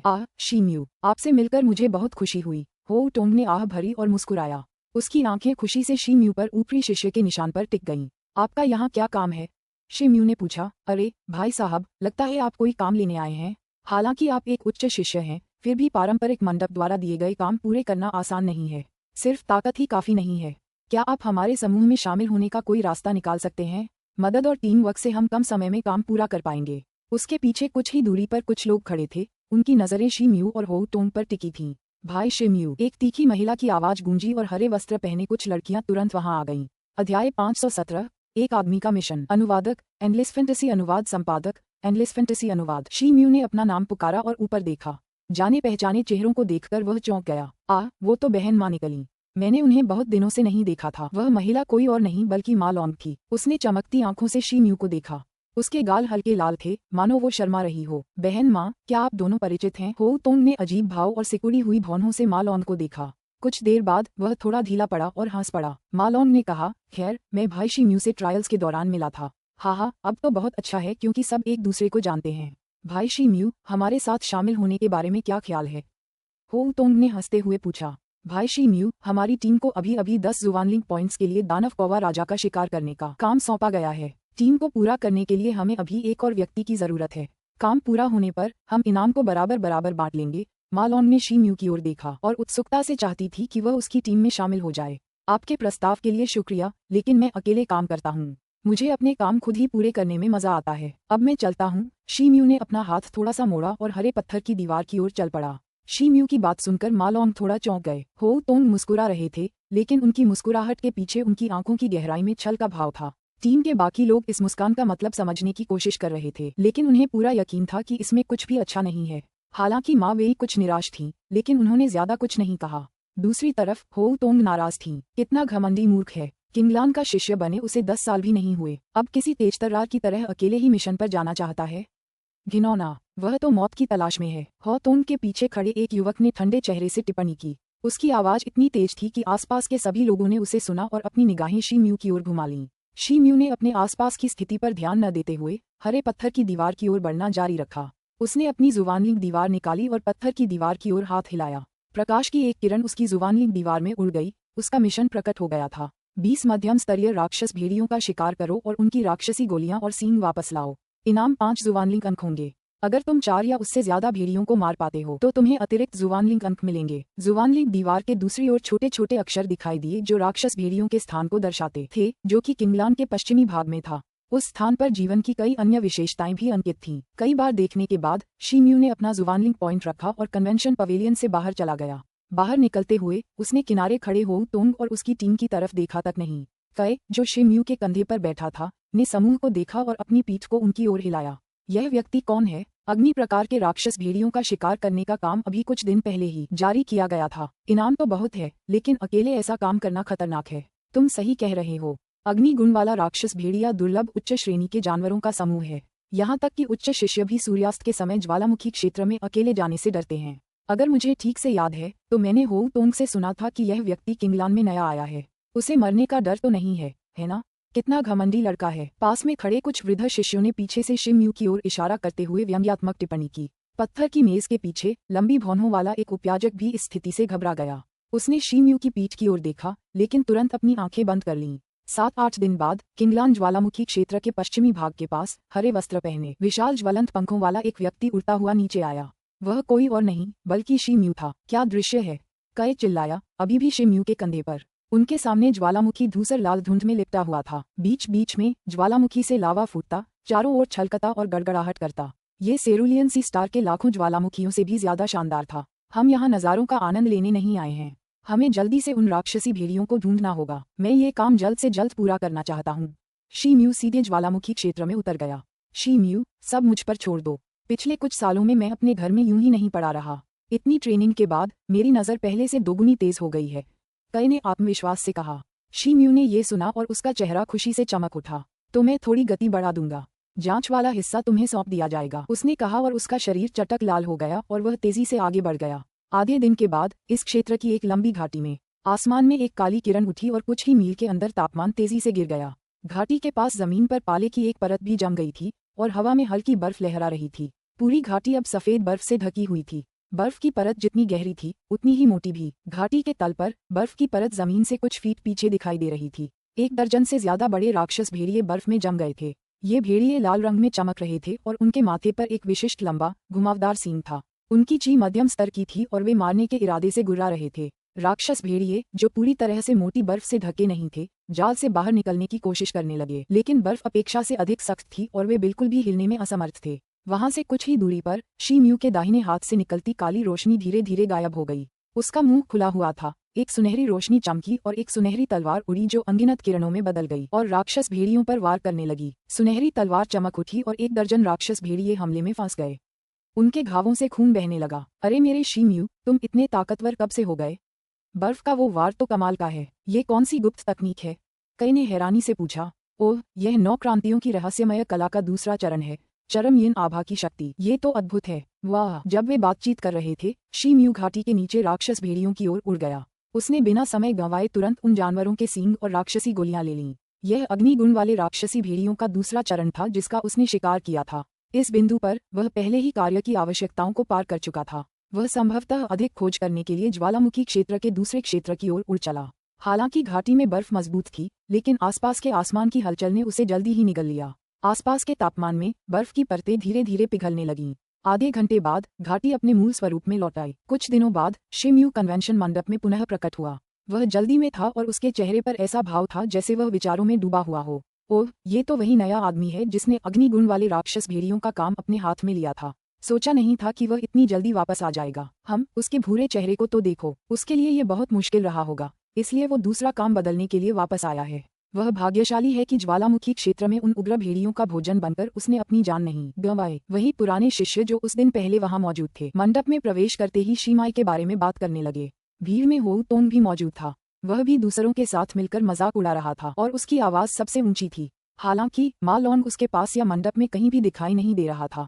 शी म्यू ने उन पर ध्यान नहीं दिया और सीधे हॉल में स्थित लंबी पत्थर की मेज की ओर चला गया। मेरा नाम शिम्यू है और मैं अपना काम सौंपने आया हूँ, उसने धीमे स्वर में कहा और अपना जुबानलिंग पॉइंट निकालकर मेज पर रख दिया।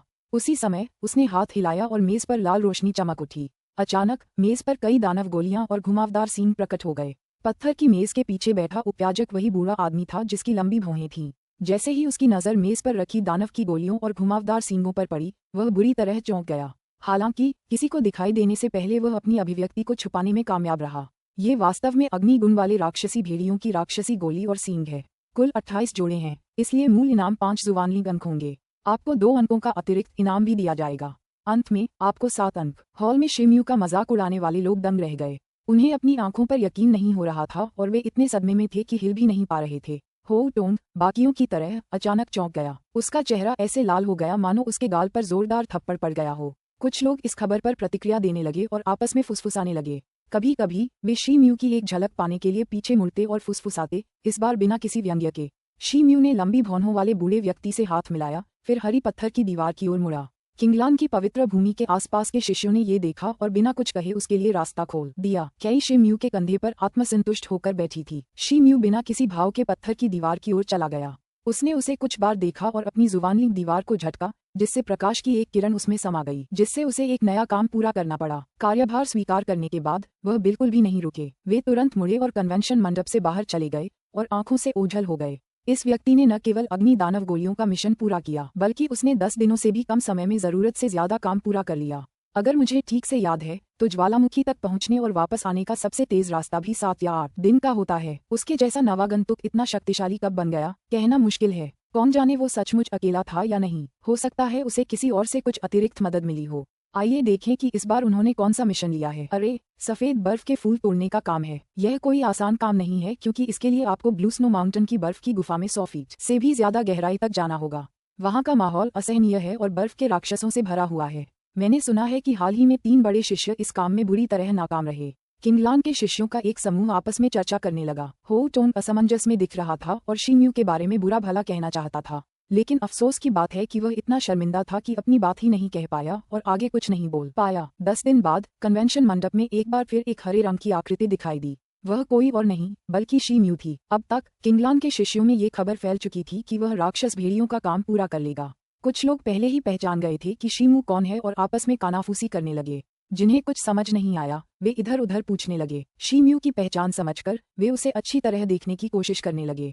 शिम्यू हमेशा की तरह अपने आसपास की स्थिति को नजरअंदाज करते हुए लंबी पत्थर की मेज की ओर बढ़ा और हाथ हिलाया। इस बार मेज पर 20-30 ताड़ के आकार के सफेद फूल थे जो कमरे में एक ठंडा सा माहौल बना रहे थे। मेरा नाम शिम्यू है और मैं अपना पूरा किया हुआ कार्य सौंपने आया हूँ, शिम्यू ने कहा और उसने अपनी जुबानलिंग दीवार निकाली और उसे पत्थर की मेज के पीछे खड़े बड़े उपयाजक को दे दिया। वाह! हॉल में विस्मय की ध्वनि गूंज उठी। अध्याय 518 ज़्यूलिन वुड। अनुवादक एंडलेस फैंटेसी अनुवाद संपादक एंडलेस फैंटेसी अनुवाद। शिम्यू ने अपने पीछे से चर्चा सुनी और उसकी भौहें थोड़ी सिकुड़ गईं। सुर्खियों में रहने से कोई फायदा नहीं होगा। दुर्भाग्य से कन्वेंशन पवेलियन ही एकमात्र ऐसी जगह थी जहां वह एक समय में केवल एक ही काम ले सकते थे, वरना वह एक समय में 10 काम लेते और वह इतना चर्चित नहीं होता। शिम्यू को एक मिशन सौंपा गया और वह पत्थर की मेज के पास गए, फिर एक बार फिर कन्वेंशन मंडप से बाहर चले गए। अगले 3 या 4 महीनों में शिम्यू ने कन्वेंशन मंडप में एक ऐसे शिष्य के रूप में ख्याति अर्जित कर ली जो अद्भुत दक्षता के साथ मिशन पूरा करता था। यद्यपि उन्होंने हर बार कम चर्चा में रहने की कोशिश की और आते ही चले गए, लेकिन इससे शिष्यों में हर बार उन्हें देखकर होने वाली हलचल बंद नहीं हुई। कुछ पुराने शिष्यों ने धीरे धीरे शिम्यू के बारे में सुना था कि वह एक पागल आदमी है जिसका ध्यान सिर्फ मिशनों पर ही रहता है। वे वहां आकर देखना चाहते थे कि यह कुख्यात व्यक्ति कौन है। हालांकि अपना 10वां कार्य पूरा करने के बाद शिम्यू कन्वेंशन मंडप में दिखाई नहीं दिया, जो उन लोगों के लिए निराशा की बात थी जो उसे देखना चाहते थे। जैसे जैसे भव्य चैंपियनशिप प्रत्येक दिन करीब आती गई, ध्यान धीरे धीरे चैंपियनशिप की ओर स्थानांतरित होता गया और शिम्यू के कारण उत्पन्न उत्साह धीरे धीरे कम होता गया। स्वर्गीय मंडप में स्थित हॉल के मध्य में 5 महीने रहने के बाद शिम्यू का स्वागत मोटे मैनेजर ने किया। संप्रदाय के साथी शे, मुझे तुम्हें देखे हुए काफी समय हो गया है। औपचारिकताओं की कोई जरूरत नहीं है, मैं यहाँ कुछ आध्यात्मिक सामग्री बेचने आया हूँ, शिम्यू ने सीधे कहा।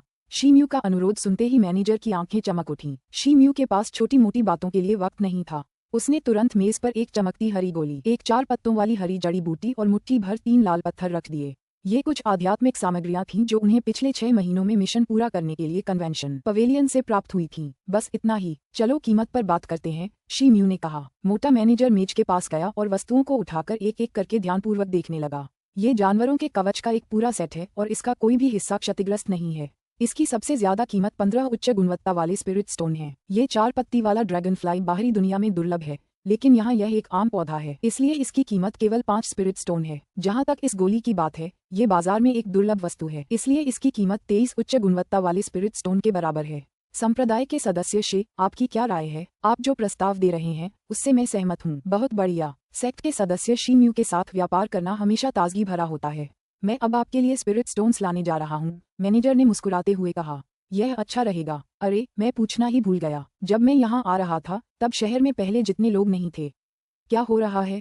शी म्यू ने पूछा। ओह, आपको शहर के वर्तमान उपखंड में आए हुए कितना समय हो गया है? मुझे यकीन नहीं है। अगर मैं गलत नहीं हूँ तो शायद 7 या 8 साल। कोई आश्चर्य नहीं। क्या तुम्हें याद है जब एक्सट्रीम यीन सामग्री और जियांटियन स्तर के जानवर की कीमतें आसमान छू गई थीं? ओह, तो क्या यह उससे संबंधित है? शी म्यू को दिलचस्पी थी, लेकिन उसके चेहरे पर इसका कोई संकेत नहीं दिखा।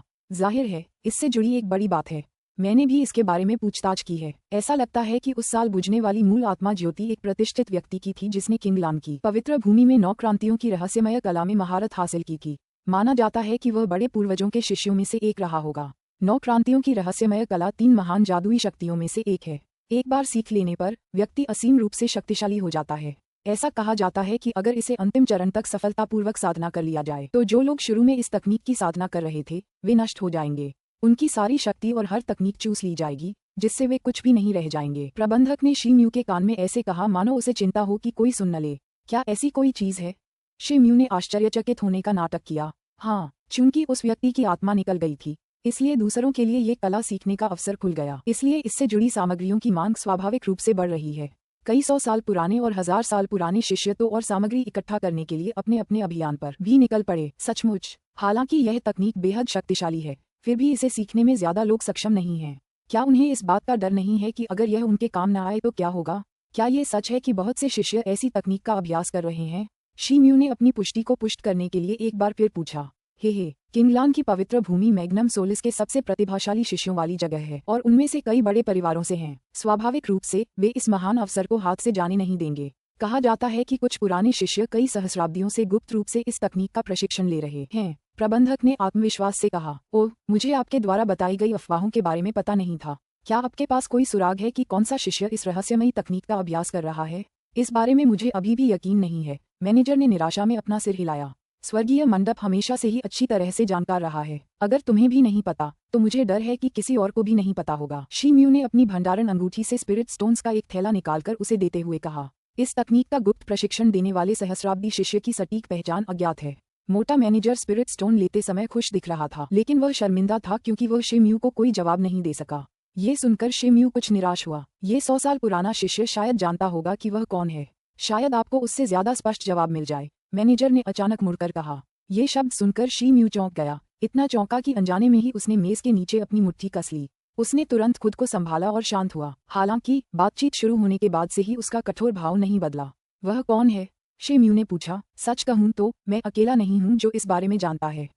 वह आदमी झाओ जी है। उसने भी उसी समय किंगलान में प्रवेश किया था जब तुम परीक्षणों से गुजरे थे। तो यह वही है। सभी को लगा कि प्रवेश की समय सीमा बहुत कम है और जुवानलिंग अंकों की मांग बहुत ज्यादा है।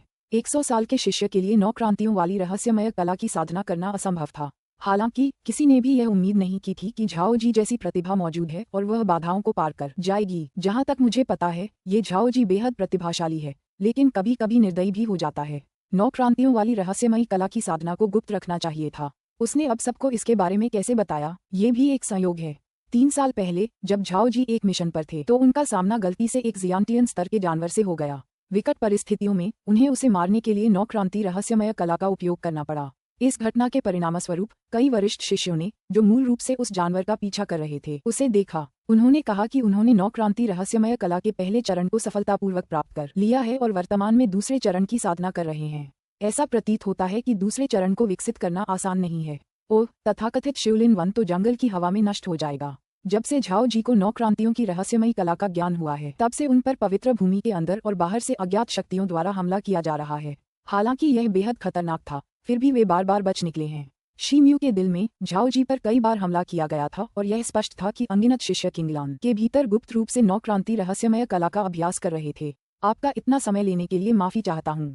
अब मैं चलता हूँ। सबके लिए शुक्रिया। शिम्यू ने कृतज्ञता में प्रबंधक से हाथ मिलाया और सामग्री बेचकर अर्जित आय के साथ जल्दी से स्वर्गीय मंडप से बाहर निकल गया। आधे महीने के बाद एक दिन ईस्ट सेंट क्षेत्र में बर्फ के विशाल विस्तार में हर जगह चांदी ग्रे बादल और हथेली के आकार के अनगिनत बर्फ के टुकड़े थे।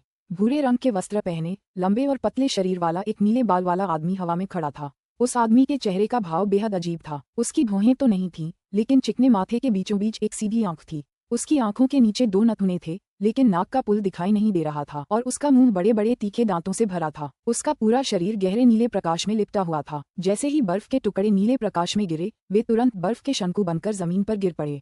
झाओ जी, तुम बदमाश, मुझसे छिपने की सोचना भी मत। बाहर आओ और अपनी मौत का सामना करो। नीले बालों वाला बड़े मुंह वाला आदमी गुस्से से दहाड़ा। उसकी आवाज बुलबुल जैसी थी, कानों को अप्रिय। हालांकि उन्हें केवल बर्फ गिरने की आवाज ही सुनाई दी। खड़ी आंखों वाला नीले बालों वाला आदमी अचानक घूमा और अपने शरीर से हरे प्रकाश की एक किरण बर्फ से ढकी बर्फ की चादर पर फेंकी। बर्फ की चादर के निचले क्षेत्र पर सफेद बर्फ की सतह गिर गई। हा, मैंने तुम्हें ढूंढ लिया। नीले बालों वाले आदमी ने अपनी आंखें घुमाईं और अपने लक्ष्य पर नजरें गड़ा दी और हंसने लगा। नीली रोशनी आसमान छूने लगी और एक शक्तिशाली गति सभी दिशाओं में फैल गई। आसमान में गिरती बर्फ नीली रोशनी में बह गई। इसने अपने रास्ते में आने वाली हर चीज को जमा दिया और बर्फ को उंगली जितनी मोटी बर्फ की परत में बदल दिया। इस समय नीले बालों वाले आदमी ने एक हाथ से अपनी छाती पकड़ ली और कुछ रहस्यमय श्राप सुना दिया। जैसे ही शापित मंत्र सक्रिय हुआ, अनगिनत सियान हवाएं उसकी हथेली में घूमने लगीं। थोड़ी देर बाद नीले बालों वाले आदमी ने जादू की बेड़ियां तोड़ दी और अपना हाथ जो पहले उसकी छाती पर था आगे बढ़ा दिया। ओह! उसने अपनी मुट्ठी ढीली करते हुए सीटी जैसी आवाज निकाली और उसकी हथेली से गहरे नीले रंग की हवा निकली। जैसे ही हवा का प्रवाह शूट किया गया, वह अचानक बढ़ गया, जिससे हवा में एक सियान ड्रैगन छाया बन गई जो निचले क्षेत्र की ओर बढ़ गई। धमाका! एक तेज आवाज हुई और निचले इलाके में बर्फ फट गई तथा असंख्य क्रिस्टल जैसे बर्फ के टुकड़े हवा में बिखर गए। नीले ड्रैगन छाया की बमबारी के बाद बर्फ और कोहरा छट गया और एक विशाल खोखला स्थान दिखाई दिया। एक अप्रत्याशित दृश्य सामने आया। किसी अज्ञात समय उस खोखलेपन में एक चांदी धूसर भंवर प्रकट हुआ। एक नीले रंग के ड्रैगन की परछाई को भंवर में समाते हुए संघर्ष करते देखा जा सकता था। अध्याय 519 पवित्र भूमि। अनुवादक एंडलेस फैंटेसी अनुवाद संपादक एंडलेस फैंटेसी अनुवाद। नीले बालों वाले आदमी का माथा उठ गया और वह धीमी आवाज में गाली देने लगा। उसने एक हाथ से एक चाल चली ताकि सायन ड्रैगन छाया को वापस अपने पास बुला सके, लेकिन तब तक बहुत देर हो चुकी थी। हुला! चांदी का भंवर ऊपर उठा और सियान ड्रैगन छाया के निगल जाने के बाद एक युवक का चेहरा उभरा। यदि शिम्यू यहाँ होते तो निस्संदेह वह पहली नजर में ही पहचान लेते कि यह व्यक्ति कौन है, क्योंकि यह कोई और नहीं बल्कि झाओ जी थे। ये केवल उस क्षण की बात थी जब उसने अपने हाथ ऊपर उठाए और उसके मुंह के कोनों पर एक हल्की सी मुस्कान उभर आई। उसकी हथेलियां चमक उठी, एक पर सफेद और दूसरी पर काली रोशनी। 9 क्रांतियों की रहस्यमय कला का दूसरा चरण। नीले बालों वाले आदमी ने आश्चर्य से कहा, ये सब मेरे इस हाथ की बदौलत है। झाओ जी ने व्यंग्य किया। जैसे ही उसकी आवाज धीमी हुई, उसके हाथ अचानक सामने की ओर मुड़ गए और नीले बालों वाले आदमी की ओर मुड़ गए। काचा! नीले बालों वाले आदमी के ऊपर आकाश में काले, सफेद और सफेद रंग की रोशनी थी। साथ ही एक अर्धचंद्र भी था, जहां भी दोनों किरणें गुजरती, बाईं ओर के बर्फ के टुकड़े पिघल जाते, जबकि दाईं ओर के बर्फ के टुकड़े पूरी तरह जम जाते। नीले बालों वाले आदमी ने ये देखा और तुरंत अपने शरीर से एक चमकदार नीली रोशनी निकाली। नीले प्रकाश की किरण की तरह वह पूरी ताकत और गति से झाओ जी की ओर दौड़ा। हालांकि 2 काले और सफेद चापों की गति उसके लिए बहुत तेज थी। काचा! एक चटकने की आवाज सुनाई दी जब वह नीले बालों वाले आदमी के पास से गुजरी, जो नीले प्रकाश की किरण में बदल गया था और फट गया था। आसमान में काले और सफेद बादलों का एक समूह सूरज की तरह चमक उठा। सियान प्रकाश के कंपन के नीचे उसका शरीर बेहोश दिखाई दे रहा था, हालांकि वह अभी भी अचानक गति में था, बहुत दूर था। आधे महीने के बाद 100 वर्षीय शिष्य झाओ जी के बारे में खबर, जिन्होंने 9 क्रांति रहस्यमय कला के दूसरे चरण को सफलतापूर्वक विकसित किया था, किंगलान की पवित्र भूमि में व्यापक रूप से फैल गई थी। झाओ जी पहले से ही अग्रणी थे, लेकिन अब वे पहले से कहीं अधिक प्रसिद्ध हो गए थे। कोई भी शिष्य जो 1 शताब्दी का हो और जिसने 9 क्रांतियों की रहस्यमय कला के दूसरे चरण को बिना किसी समस्या के सीख लिया हो, वह महान था। कुछ लोगों ने 9 क्रांतियों वाली रहस्यमय कला को विकसित करने में नस्लीय सीमाओं के कारण उनके मानव होने पर भी सवाल उठाया। आखिरकार प्राचीन काल से लेकर आज तक मानव जाति में ऐसा कोई व्यक्ति नहीं हुआ जिसने इस कला में सफलतापूर्वक महारत हासिल की हो। हालांकि ज्यादातर लोग इसके बारे में आशावादी थे। उनका मानना था कि वह आगामी ग्रैंड चैंपियनशिप में एक होनहार उम्मीदवार होगा और निश्चित रूप से शीर्ष 10 शिष्यों में शुमार होगा। कुछ लोगों का तो ये भी कहना था कि भविष्य में उसकी क्षमताएं बहुत बड़ी हैं और वह 9 क्रांतियों वाली रहस्यमय कला के अंतिम चरण तक पहुंचने वाला इतिहास का पहला इंसान होगा। बेशक इतनी प्रसिद्ध हस्ती होने के कारण झाओ जी के दिन उनके पिछले जीवन की तुलना में अधिक असहज थे। शिम्यू के गुफा निवास में गुप्त कक्षों में। शिम्यू, मुझे उम्मीद नहीं थी कि झाओ जी तुम्हारे जैसे होंगे। उन्होंने न सिर्फ 9 क्रांतियों वाली रहस्यमयी कला सीखी है, बल्कि वो इंसान भी हैं। कई ने कहा, तो इसके बारे में क्या? शिम्यू ने पूछा। अब उसका नाम हर जगह है। वह न सिर्फ पवित्र भूमि में बल्कि पूर्वी संत में भी चर्चा का विषय है। उसकी शक्ति का अब इतना प्रभाव है। मुझे लगता है कि यह तुम्हारे साथ अन्याय है, शीम्यू। तुमने उससे लगभग आधा साल तेजी से प्रगति की है और तुम उम्र में छोटे हो, फिर भी। कई ने गुस्से से बुदबुदाया, ये बिल्कुल सही नहीं है। कई, क्या तुमने गौर किया है कि जब से झाओ जी प्रसिद्ध हुए हैं तब से उन पर अनगिनत हत्या के प्रयास हुए हैं? शीम्यू ने मुस्कुराते हुए कहा, ये सच है। वाह, वे लोग बहुत घटिया हैं। कई ये जानकर दंग रह गया कि शीम्यू की बातें कितनी सच थीं। कोई व्यक्ति जितना ऊंचा उठता है उसे उतना ही ज्यादा गोपनीयता बरतनी पड़ती है, वरना वह जलकर राख हो जाएगा। आखिरकार कुछ ही समय में कुछ भी हो सकता है। खैर, महा चैंपियनशिप जल्द ही आ रही है और मुझे कुछ तैयारियां करनी हैं। मैं फिलहाल आध्यात्मिक भूमि तुम्हें सौंप दूंगा। चिंता मत करो शीम्यू, मैं इसे संभाल लूंगा, कई ने कहा और अपने पंख फड़फड़ाते हुए घर से बाहर उड़ गया। झाओ जी, मैं देख रहा हूँ कि आप कोई साधारण व्यक्ति नहीं हैं, शीम्यू ने खुद से कहा, जैसे ही उसकी नज़र गुप्त कक्षों के प्रवेश द्वार पर टिकी हुई थी। जैसे ही उसके शब्द निकले, कई की आवाज अचानक उसके कानों में गूंज उठी। अरे शीम्यू, कुई हुआन तुमसे मिलना चाहती है। वह प्रवेश द्वार पर है, उसे अंदर आने दो। थोड़ी देर बाद निवास के हॉल में, युवा गुरु शीम्यू, मैं अपनी एकांतवास की घोषणा करने आया हूँ। पिछले 10 वर्षों से आप मुझ पर अत्यंत कृपालु रहे हैं और मुझे हर विपत्ति से बचाते रहे हैं। इसके लिए मैं आपका हृदय से आभारी हूँ। कुई हुआन के चेहरे पर बर्फ जैसी ठंडक थी, लेकिन उसकी आंखों में कृतज्ञता के भाव थे। हालांकि शीम्यू के चेहरे पर कोई भाव नहीं था। कुछ नहीं, मैंने जो वादा किया था वो पूरा किया। ये टोकन की रसीद है जिसमें मैं तुम्हारा गांटा हूँ। इसके अलावा इस स्टोरेज रिंग में कुछ स्पिरिट मटेरियल भी हैं। इसे ले लो, शायद ये तुम्हारे काम आए, शीम्यू ने कुई हुआन को सामान देते हुए कहा। ये टोकन किंगलान शहर के स्वर्गीय मंडप से खरीदा गया था। हालांकि उसने इसके लिए काफी मात्रा में स्पिरिट स्टोन इस्तेमाल किए थे, लेकिन उसके लिए इसका कोई खास मतलब नहीं था। धन्यवाद, धन्यवाद युवा स्वामी। कुई हुआन खुश लग रही थी जब उसने स्टोरेज रिंग और टोकन लिया। ठीक है, अगर और कुछ नहीं है तो आप अब जा सकते हैं। युवा स्वामी, अब ये पूछना मेरे अधिकार में नहीं है, लेकिन क्या मैं जान सकता हूँ कि? कुई हुआन बीच वाक्य में ही रुक गया। आप अभी भी अपने पूर्वज के आध्यात्मिक हथियार के बारे में बहुत उत्साहित हैं? युवा स्वामी, कृपया मेरी बातों का गलत मतलब न निकालें। जब से हमने आपको आत्मिक हथियार देने का समझौता किया है तब से मेरे मन में इसके बारे में कभी कोई विचार नहीं आया। बस मैं हमेशा यही सोचता रहा हूँ कि यह हथियार कैसा दिखता होगा, क्योंकि इसने मेरे परिवार को बहुत दुख और पीड़ा दी है। अगर युवा स्वामी इसकी अनुमति नहीं देते तो मैं इस पर जोर नहीं दूंगा, कुई हुआन ने जल्दी से कहा। सच कहूँ तो मैंने कुछ साल पहले रिफाइनिंग के मास्टर को ढूंढा था और उसे टोकन दे दिया था। दुर्भाग्य से रिडेम्पशन की अवधि बहुत पहले ही निकल चुकी थी और हथियार को एक नए मालिक को बेच दिया गया था। मास्टर ने मुझे मुआवजे के तौर पर 2 अतिरिक्त शर्तें दी, शीम्यू ने कहा और संक्षेप में उन शर्तों का विवरण देते रहे। शीम्यू की बात सुनकर कुई हुआन कुछ देर रुकी और उसके चेहरे पर एक कड़वी मुस्कान थी और उसने एक गहरी सांस ली। थोड़ी देर बाद उसने मुड़कर शीम्यू को आखिरी बार प्रणाम किया और गुफा के बाहर निकल गई। 2 महीने बीत चुके थे। किंगलान की पवित्र भूमि की 10वीं ग्रैंड चैंपियनशिप आधिकारिक तौर पर शुरू हो गई थी। उसी दिन सुबह सुबह पूरा पीला क्षेत्र बेहद चहल पहल से भरा हुआ था। लोग इधर उधर बिखरे हुए थे। बीच बीच में आसमान से 2-3 किरणें उठती हुई सीधे जुवानलिंग टॉवर की ओर चमक रही थीं। हालांकि शीम्यू सुबह सुबह ही जुवानलिंग टॉवर पहुंच गए थे, लेकिन टॉवर पहले से ही लोगों से भरा हुआ था। कई शिष्य तो अपने सेवकों को भी साथ लाए थे। पवित्र भूमि के शिष्यों के अलावा प्रबंधन और सेवकों को जुवानलिंग टॉवर में प्रवेश की अनुमति नहीं थी। हालांकि यदि उन्हें अपने संबंधित युवा गुरु की अनुमति प्राप्त होती तो उन्हें टॉवर के विशिष्ट स्थानों जैसे ट्रांसमिशन एरिया और अखाड़े में जाने की अनुमति होती थी। शीम्यू को कोई जल्दी नहीं थी।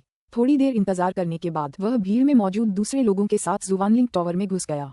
जब दरवाजा फिर से खोला गया तो उसके सामने एक परिचित जंगल था। जैसे ही शीम्यू भीड़ के साथ जंगल में चला गया, वह खुद को पुरानी यादों में खोए बिना नहीं रह सका। पिछली बार जब वह लिंग फैंग के मार्गदर्शन में यहाँ आया था तो सब कुछ बिल्कुल वैसा ही लग रहा था। यादें अभी भी उसके ज़हन में ताज़ा थीं, मानो कल ही की बात हो। बेशक सच में पूरा 1 दशक बीत चुका था। जंगल से गुजरने के बाद शीम्यू ने एक बार फिर खुले मैदान और मार्शल आर्ट के प्रदर्शन देखे। भीड़ हिल रही थी और पहले जैसी जीवंत नहीं दिख रही थी। पहली बार जब वह वहां गया था तो वह बस दूर से ही देख पा रहा था। इस बार वह ग्रैंड चैंपियनशिप में भाग लेने वालों में से एक था। जितना ज्यादा वह इसके बारे में सोचता उतना ही ज्यादा उत्साहित होता जाता। वह लोगों की भीड़ के बीच से गुजरते हुए कई चबूतरों को पार करते हुए मैदान के मध्य भाग में पहुंच गया। मैदान के बीचों बीच 10 फुट ऊंचा एक विशाल नीले पत्थर का स्मारक खड़ा था। करीब से निरीक्षण करने पर पता चला कि स्मारक की सतह घने अक्षरों और अक्षरों से ढकी हुई थी। शी मुजिंग ने स्मारक पर नजर डाली और उसके ऊपर 3 अक्षर देखे। उन पर किंगलान रैंकिंग लिखा हुआ था। इसके तहत नाम चांदी की रोशनी में दिखाई देने लगे। शीम्यू ने ध्यान से देखा और पाया कि सूची में सबसे ऊपर एक नाम था। वह राक्षस जाति का लॉन्ग झाने नाम का एक शिष्य था। उसे सबसे ज्यादा हैरानी लिंग फैंग के नाम से हुई, जिसने उन्हें किंगलान की पवित्र भूमि में पहली बार प्रवेश कराया था। वह राक्षस शिष्य के ठीक पीछे दूसरे स्थान पर था। नीचे देखते हुए शिम्यू की भौहें थोड़ी ऊपर उठी, क्योंकि उसने एक परिचित नाम सुना था। यह कोई और नहीं बल्कि लियाओ यूंग था, जिसने किंगलान शहर के उत्तरी क्षेत्र में लू जिंग के साथ मिलकर चरम यिन आभा के लिए उस पर हमला किया था। रैंकिंग में उसे 17वां स्थान दिया गया था। जैसे ही चांदी की रोशनी में एक एक करके नाम प्रकट हुए, पीले क्षेत्र के ऊपरी 32 शिष्य प्रकट हुए। इन अस्थायी शिष्यों में झाओ जी पहले स्थान पर थे, जबकि शी म्यू दूसरे सबसे निचले स्थान पर। उनका नाम बैंगनी रंग से लिखा गया था, जिससे उन्हें निचले दर्जे के शिष्यों की कट लाइन के रूप में दर्शाया गया था। शी म्यू ने फिर नीचे देखा तो उसके नीचे नारंगी रंग के नाम थे। सूची लगभग हजारों तक पहुंच गई। जब शिम्यू स्मारक पर रैंकिंग करने में व्यस्त थे तो उन्होंने एक परिचित आवाज सुनी, नमस्ते भाई शिम्यू, काफी समय हो गया। जैसे ही शिम्यू ने अपना सिर घुमाया, उसने देखा कि मा लॉन्ग ने हाथ बढ़ाकर उसका सम्मान किया। उसके बगल में लगभग 80 साल की एक छोटी बच्ची खड़ी थी। तो ये लेडी मा लॉन्ग और जीलिंग हैं। बहुत समय हो गया है, शिम्यू ने जवाब दिया, लेकिन जीलिंग का रूप देखकर वह हैरान रह गया। 1 दशक हो गया है, फिर भी वह बिल्कुल वैसी ही दिखती थी। बड़े भाई शिम्यू कई कहाँ है? मा लॉन्ग ने शिम्यू के कंधे पर देखते हुए पूछा। ओह, उस आदमी को तो खाने के अलावा कुछ नहीं आता। चूंकि आज ग्रैंड चैंपियनशिप है, इसलिए मैं उसे साथ नहीं लाया, शिम्यू ने लापरवाही से कहा। उनकी बातचीत के बीच आगे की भीड़ में अचानक हंगामा मच गया। शिम्यू ने उस दिशा में देखा जहां से आवाज आ रही थी और झाओ जी को बाहर से भीड़ के बीच से ठंडे भाव के साथ पत्थर के स्मारक की ओर आते देखा। वह जहां भी कदम रखते, भीड़ तुरंत पीछे हट जाती और उनके चलने के लिए रास्ता बन जाता। अध्याय 520 पूर्व संध्या। अनुवादक एंडलेस फैंटेसी अनुवाद संपादक एंडलेस फैंटेसी अनुवाद। कुछ नए शिष्यों के अलावा कई पुराने शिष्य झाओ जी का अभिवादन करने आगे आए, लेकिन झाओ वेई ने आंखें नहीं सिकोड़ी, बल्कि सीधे उनके पास से निकल गए। हालांकि उनका चेहरा सुंदर था, लेकिन उनकी हड्डियों में गहरी उदासीनता थी। उन्हें किसी से बात करने की कोई इच्छा नहीं थी। नए शिष्यों को यह व्यवहार कुछ हद तक ठीक लगा। हालांकि बड़े शिष्य उसके व्यवहार से बहुत असंतुष्ट थे और उसे घृणा से देखते थे। कुछ वृद्ध शिष्यों ने उसकी ओर सतर्कता भरी नजरों से देखा, जबकि कुछ अन्य लोग काफी तिरस्कारपूर्ण लग रहे थे। कुछ ने तो कस्में खाते हुए कहा कि अगर उन्हें उच्च वर्ग का कोई शिष्य मिल जाए तो वे उसे पीट पीट कर अधीन कर देंगे। झाओ जी उन लोगों के पास से चले गए और उनकी गपशप पर ध्यान नहीं दिया। जैसे ही शिम्यू ने उसकी ओर देखा, झाओ जी ने भी अपना सिर घुमाया और उसकी आंखों में देखा। झाओ जी से एक बार फिर आंखें मिलाते ही शिम्यू थोड़ा बेचैन हो गया। 10 साल पहले जैसी बेचैनी का एहसास एक बार फिर उसके दिल और दिमाग में छा गया था। हालांकि झाओ जी ने सिर्फ शिम्यू की तरफ देखा और फिर उसकी नजर कहीं और चली गई, जिससे शिम्यू असमंजस में पड़ गया। क्या झाओ जी ने सचमुच उसे देखा था या ये सिर्फ उसका भ्रम था? तुम्हें देखे हुए 10 साल हो गए। ऐसा लग रहा था कि तुम्हारे हुनर और ताकत में जबरदस्त सुधार हुआ है। ये किंग झांगटियन की आवाज थी। हंगामे के दौरान किसी समय वह शी माई के पास पहुंचा। हे चैंपियनशिप के इस चरण में अगर आप चमकना चाहते हैं तो आपको अपना सब कुछ झोंक देना होगा, शिम्यू ने कहा। मा लॉन्ग, जीलिंग और अन्य नए शिष्यों से बातचीत करने से पहले किंग झांगटियन खिलखिलाकर हंसा। वह कुछ देर तक उनके साथ यूं ही बातें करता और अचानक भीड़ में गायब हो जाता। मॉम, शिम्यू ने हवा में से एक कर्कश धीमी आवाज सुनी। आवाज तेज नहीं थी, पर रौब से भरी थी। इतनी साफ थी कि जिसने भी सुना उसकी बोलती बंद हो गई। शिम्यू ने पत्थर के स्मारक की ओर देखा। पता ही नहीं चला कि कब एक नीला भावर उभरा, लेकिन उसमें से हरे वस्त्र पहने एक बूढ़ा आदमी प्रकट हुआ। उस आदमी के बाल सफेद थे और उसकी भौहें नीचे की ओर झुकी हुई थीं। उसका चेहरा किसी बच्चे की तरह लाल था, लेकिन वह वही बुजुर्ग था जिसने कभी किंगलान की पवित्र भूमि पर परीक्षाएं ली थीं। जो भीड़ पहले शोर मचा रही थी, वह अचानक शांत हो गई और बूढ़े व्यक्ति की ओर देखने लगी कि वह क्या घोषणा करेगा। साथी शिष्यों, पिछली शताब्दी के शताब्दी वर्ष को पूरा 1 दशक बीत चुका है। पिछले 10 वर्षों में प्रतियोगियों ने अपनी शक्ति का प्रदर्शन किया है। आज प्रतीक्षा समाप्त हो गई है। पवित्र भूमि के एक शिष्य के रूप में कौन अपेक्षाओं पर खरा उतर सकता है और उनके सम्मान में ताज के लिए लड़ सकता है? क्या आप इसके लिए तैयार हैं? हाँ। उस बुजुर्ग के सवालों के बाद शांत भीड़ अचानक उत्साह से भर गई। हर शिष्य के अंदर अब जोश उबल रहा था। वाह, जब दिल में संघर्ष होता है तो लड़ने और जीतने की प्रेरणा मिलती है। अभ्यास और नियमों के अनुसार अब मैं ग्रैंड चैंपियनशिप के नियमों की घोषणा करूंगा। जैसे ही शिम्यू ने दर्शकों के बीच देखने की योजना बनाई, अचानक उसकी गर्दन के पीछे झुनझुनी महसूस हुई। उसने इधर उधर देखा और उसकी नजर किसी पर पड़ी। वह कोई और नहीं बल्कि हरे रंग के गाउन में लू जिंग था। वह ज्यादा दूर नहीं खड़ा था, लेकिन उसके बुरे इरादे ऐसे लग रहे थे मानो शिम्यू उसके ठीक बगल में खड़ा हो। उसके बगल में एक काले और सफेद चेहरे वाला आदमी खड़ा था। वह व्यक्ति कोई और नहीं बल्कि लियाओ यूंग था। बीच बीच में दोनों आदमी शिम्यू की तरफ देखते और फिर आपस में बुदबुदाते। उनकी आंखों में हल्का सा आक्रोश झलक रहा था। शिम्यू ने बस उनकी आंखों में देखा और फिर मुस्कुराकर अपनी नजरें फेर लीं। कुल 3 राउंड होंगे। पहला राउंड 940 शिष्यों और अस्थायी 32 उच्च श्रेणी के शिष्यों के बीच नॉकआउट राउंड होगा। लॉटरी के जरिए प्रतिभागियों का क्रम और उनके प्रतिद्वंद्वी तय किए जाएंगे। उसके बाद रैंकिंग तय की जाएगी। 108 से नीचे रैंक पाने वाले किसी भी शिष्य को शिष्य के रूप में अयोग्य घोषित कर दिया जाएगा और पवित्र भूमि से निष्कासित कर दिया जाएगा। जैसे ही यह वक्तव्य सामने आया, कई लोग अचानक घबरा गए, विशेषकर वे शिष्य जो पवित्र भूमि में केवल 10 वर्षों से थे। इतने सारे लोग चैंपियनशिप में भाग ले रहे हैं, ऐसा लग रहा है कि आगे कड़ा मुकाबला होने वाला है। मालोंग ने चिंता से कहा। अरे बहन, चिंता मत करो। आखिरकार चैंपियनशिप में हजारों लोग हिस्सा ले रहे हैं, इसलिए एलिमिनेशन रेट तो बस 10वां हिस्सा ही है। यह उतना बुरा नहीं होगा जितना तुम सोच रही हो, है ना भाई शिम्यू? ज़ीलिंग ने मुस्कुराते हुए कहा। इस प्रणाली के अनुसार जब तक आप पहला राउंड जीतते हैं तब तक आप उन्मूलन से मुक्त रहेंगे, शिम्यू ने उत्तर दिया। जैसे ही मालोंग ने शिम्यू की बात सुनी, उसने कुछ हद तक समापन की भावना के साथ आराम से सिर हिलाया। दूसरा राउंड सर्वाइवल राउंड होगा। नॉकआउट राउंड में चुने गए पहले 108 शिष्यों को मूल 108 शिष्यों द्वारा चुनौती दी जाएगी।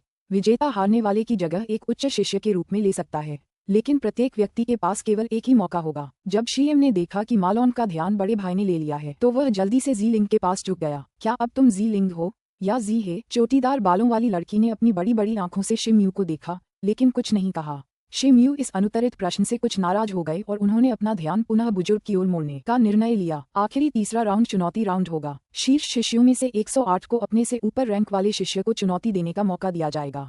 इस राउंड के विजेता को पराजित शिष्य से बदल दिया जाएगा। बेशक आप किसी को भी चुनौती न देने का विकल्प चुन सकते हैं। हालांकि अगर कोई आपको चुनौती देता है तो आप उसे मना नहीं कर सकते। निष्पक्षता के लिए एक ही व्यक्ति को अधिकतम 3 बार ही चुनौती दी जा सकती है। उसके बाद अगर उस व्यक्ति को दोबारा चुनौती दी जाती है तो भी उसे लड़ने से छूट दी जा सकती है। शीर्ष 3 शिष्यों को क्रमशः 1000 जुवानलिंग अंक, 500 अंक और 300 अंक प्राप्त होंगे। शीर्ष 10 शिष्यों को 200 अंक और शीर्ष 50 शिष्यों को 50 अंक प्राप्त होंगे। पवित्र भूमि में जुवानलिंग अंकों का उपयोग अत्यंत महत्वपूर्ण है। मुझे नहीं लगता कि मुझे उस भाग को समझाने की जरूरत है ना? इसके अलावा शीर्ष 3 शिष्यों को डस्क आर्मरी पवेलियन से कोई भी आत्मिक हथियार चुनने का विकल्प होगा। भीड़ में से कई शिष्य आपस में चिल्लाने लगे, ये तो बहुत बड़ा इनाम है, ये तो पिछली चैंपियनशिप में हमें मिले पुरस्कारों से भी अधिक है। सबका उत्साह देखते ही देखते चरम पर पहुंच गया। इतने बड़े इनाम को देखते हुए उनकी आंखें उत्सुकता से भर गईं। शिम्यू भी उत्साह से फूला नहीं समा रहा था। वह ऐसी सामग्री का आदान प्रदान करना चाहता था जो 9 क्रांतियों वाली रहस्यमय कला की साधना के लिए लाभदायक हो। निस्संदेह उसे यथासंभव अधिक से अधिक जुवानलिंग अंकों की आवश्यकता होगी। बस इतना ही। चैंपियनशिप के नियम घोषित कर दिए गए हैं। क्या और कुछ स्पष्ट करना बाकी है? पूरे 1 मिनट तक किसी ने कुछ नहीं कहा। ठीक है, उस स्थिति में मैं आधिकारिक तौर पर घोषणा करता हूँ कि चैंपियनशिप शुरू हो गई है। सभी लोग कृपया किंगलान रैंकिंग पर जाएं और अपनी अपनी रैंकिंग देखें। शिम्यू और अन्य लोगों के प्रवाह का अनुसरण करते हुए विशाल सियान पत्थर के स्मारक की ओर बढ़े। एक लंबा कद और पतले चेहरे वाला युवक शिम्यू के सामने आकर धूर्तता से मुस्कुराया। भाई शिम्यू, आप कितने भोले हैं। क्या आप भाई झाओ नहीं हैं? शिम्यू आश्चर्य से थोड़ा पीछे हट गया। लंबे कद और पतले चेहरे वाला यह आदमी कोई और नहीं बल्कि झाओ शिनली था। शिम्यू की आवाज सुनकर मानो वह भूल ही गया हो कि वह कौन है। उसके चेहरे पर पहले वाली मुस्कान गायब हो गई। भाई शी ने मुझे भूलने के लिए बहुत कुछ सहा होगा, झाओ शिनली ने अनिच्छा से मुस्कुराते हुए कहा। भाई झाओ, क्या कोई समस्या है? शिम्यू ने सीधे पूछा। वह कोई छोटी मोटी बातचीत नहीं चाहता था। कुछ खास नहीं, मैं तो बस नमस्ते कहने आया था। मुझे उम्मीद है कि भाई शिम्यू ग्रैंड चैंपियनशिप में अच्छे नतीजे हासिल करेंगे, तो मैं इसे अलविदा समझूंगा। मैं अब चलता हूँ। शिम्यू ने झाओ शेनली को ज्यादा परेशान नहीं किया और मालोंग और ज़ीलिंग दोनों के साथ तुरंत स्मारक की ओर चल पड़ा। हालांकि झाओ शेनली उसी जगह खड़ा रहा और शिम्यू की पीठ की ओर देखने लगा। उसके चेहरे पर जो मुस्कुराहट थी वह गायब हो गई। जब शिम्यू, मालोंग और ज़ीलिंग किंगलान रैंकिंग को देखने के लिए पहुंचे तो पत्थर का स्मारक युद्ध संबंधी जानकारी से चमक रहा था। तीसरे दौर के तीसरे मैच में ज़ीलिंग का मुकाबला यू तियानफेंग से होगा। दूसरे दौर के 9वें मैच में मालोंग का मुकाबला लू यानवू से होगा। पहले दौर के 64वें मैच में शिम्यू का मुकाबला लियू वू से होगा। कई लोगों ने स्मारक पर नजर डाली कि उनके प्रतिद्वंद्वी कौन होंगे। शिम्यू ने झाओ जी की स्थिति पर भी गौर किया। इससे पता चला कि 34वें चरण में झाओ जी का मुकाबला हु चेन नामक एक शिष्य से होगा। बड़े भाई शिम्यू और ज़ीलिंग, मैं आप दोनों को शुभकामनाएं देता हूँ। मालोंग ने ईमानदारी से उन्हें शुभकामनाएं दी। तुम भी बहन, तुम जरूर जीतोगी। भाई शिम्यू, थोड़ी देर में मिलते हैं, ज़ीलिंग ने कहा। शिम्यू ने दोनों को सिर हिलाकर अभिवादन किया और वे अपने गंतव्य की ओर चल पड़े। जैसे जैसे समय बीतता गया, कई शिष्य जिन्होंने अपने हस्ताक्षर प्राप्त कर लिए थे अपनी अपनी लड़ाई की तैयारी के लिए अपने अपने मंचों पर चले गए। शिम्यू का मंच मैदान के पश्चिमी भाग में स्थित था, जो कि किंगलान रैंकिंग स्मारक से ज्यादा दूर नहीं था। जैसे ही वह मंच के पास पहुंचे, मंच पर एक अजीब सा दिखने वाला आदमी खड़ा था जिसकी पीठ झुकी हुई थी। मंच के चारों ओर कुछ वृद्ध शिष्य आपस में बातें कर रहे थे। जैसे ही शिम्यू पास आया, जिन लोगों ने उसे देखा उन्होंने उस पर उंगलियां उठानी शुरू कर दी और उसके बारे में गपशप करने लगे। हे, तुम मुझे कैसा इंसान समझते हो? वो तो इंसान है, यहाँ देखने लायक कुछ भी नहीं है। एक युवक ने लंबे चेहरे के साथ शिम्यू की ओर उंगलियां उठाते हुए कहा। इंसान है ना? मुझे लगता है इस लड़ाई में मुझे अपनी पूरी ताकत लगाने की जरूरत नहीं है। मेरी तकनीक के सिर्फ 3 वार में ही वो धराशायी हो जाएगा। एक नाटे कद के आदमी ने, जिसका चेहरा उदास था, लंबे चेहरे वाले आदमी से कहा। कुबड़े ने बहस सुन ली और अपनी मुस्कान को रोक नहीं पाया। जाहिर है उसकी तरफ से की गई टिप्पणियों और तारीफों ने लड़ाई जीतने के उसके जुनून को और भी बढ़ा दिया। शी म्यू शांत रहे और उनकी बातों पर ध्यान न देते हुए मंच पर झुके हुए आदमी की ओर बढ़े। जैसे ही वह आदमी मुड़ा और झुका, शी म्यू अंततः उसका असली चेहरा देखने में सक्षम हो गया। उसका चेहरा देखकर लगा कि वह वैसा नहीं था जैसा शी म्यू ने पहले सोचा था। उस आदमी का चेहरा गोल था, उसकी भौहें बेहद छोटी थीं और गोल आंखें गहरे पीले रंग की रोशनी से चमक रही थीं। उसकी छोटी चपटी नाक थी जो थोड़ी ऊपर की ओर मुड़ी हुई थी। उसके नीचे एक खरगोश का मुंह था। कुल मिलाकर उसका चेहरा देखने में अप्रिय था। हालांकि उस आदमी की पीठ धनुषाकार थी, उसका शरीर काफी हट्टा कट्टा था और वह शी म्यू से भी लंबा था। उसकी खुली त्वचा, यहाँ तक कि उसका चेहरा भी पीले काले भूरे रंग के फर से ढकी हुई थी। यह एक नकाबपोश पाम सिवेट जैसा लग रहा था। शी म्यू को अपने सामने देखकर उसकी नजरें ऊपर से नीचे तक घूम गईं। उसने आंखें सिकोड़कर शी म्यू को देखा, जिससे ऐसा लग रहा था जैसे वह तिरस्कार से भरी हो।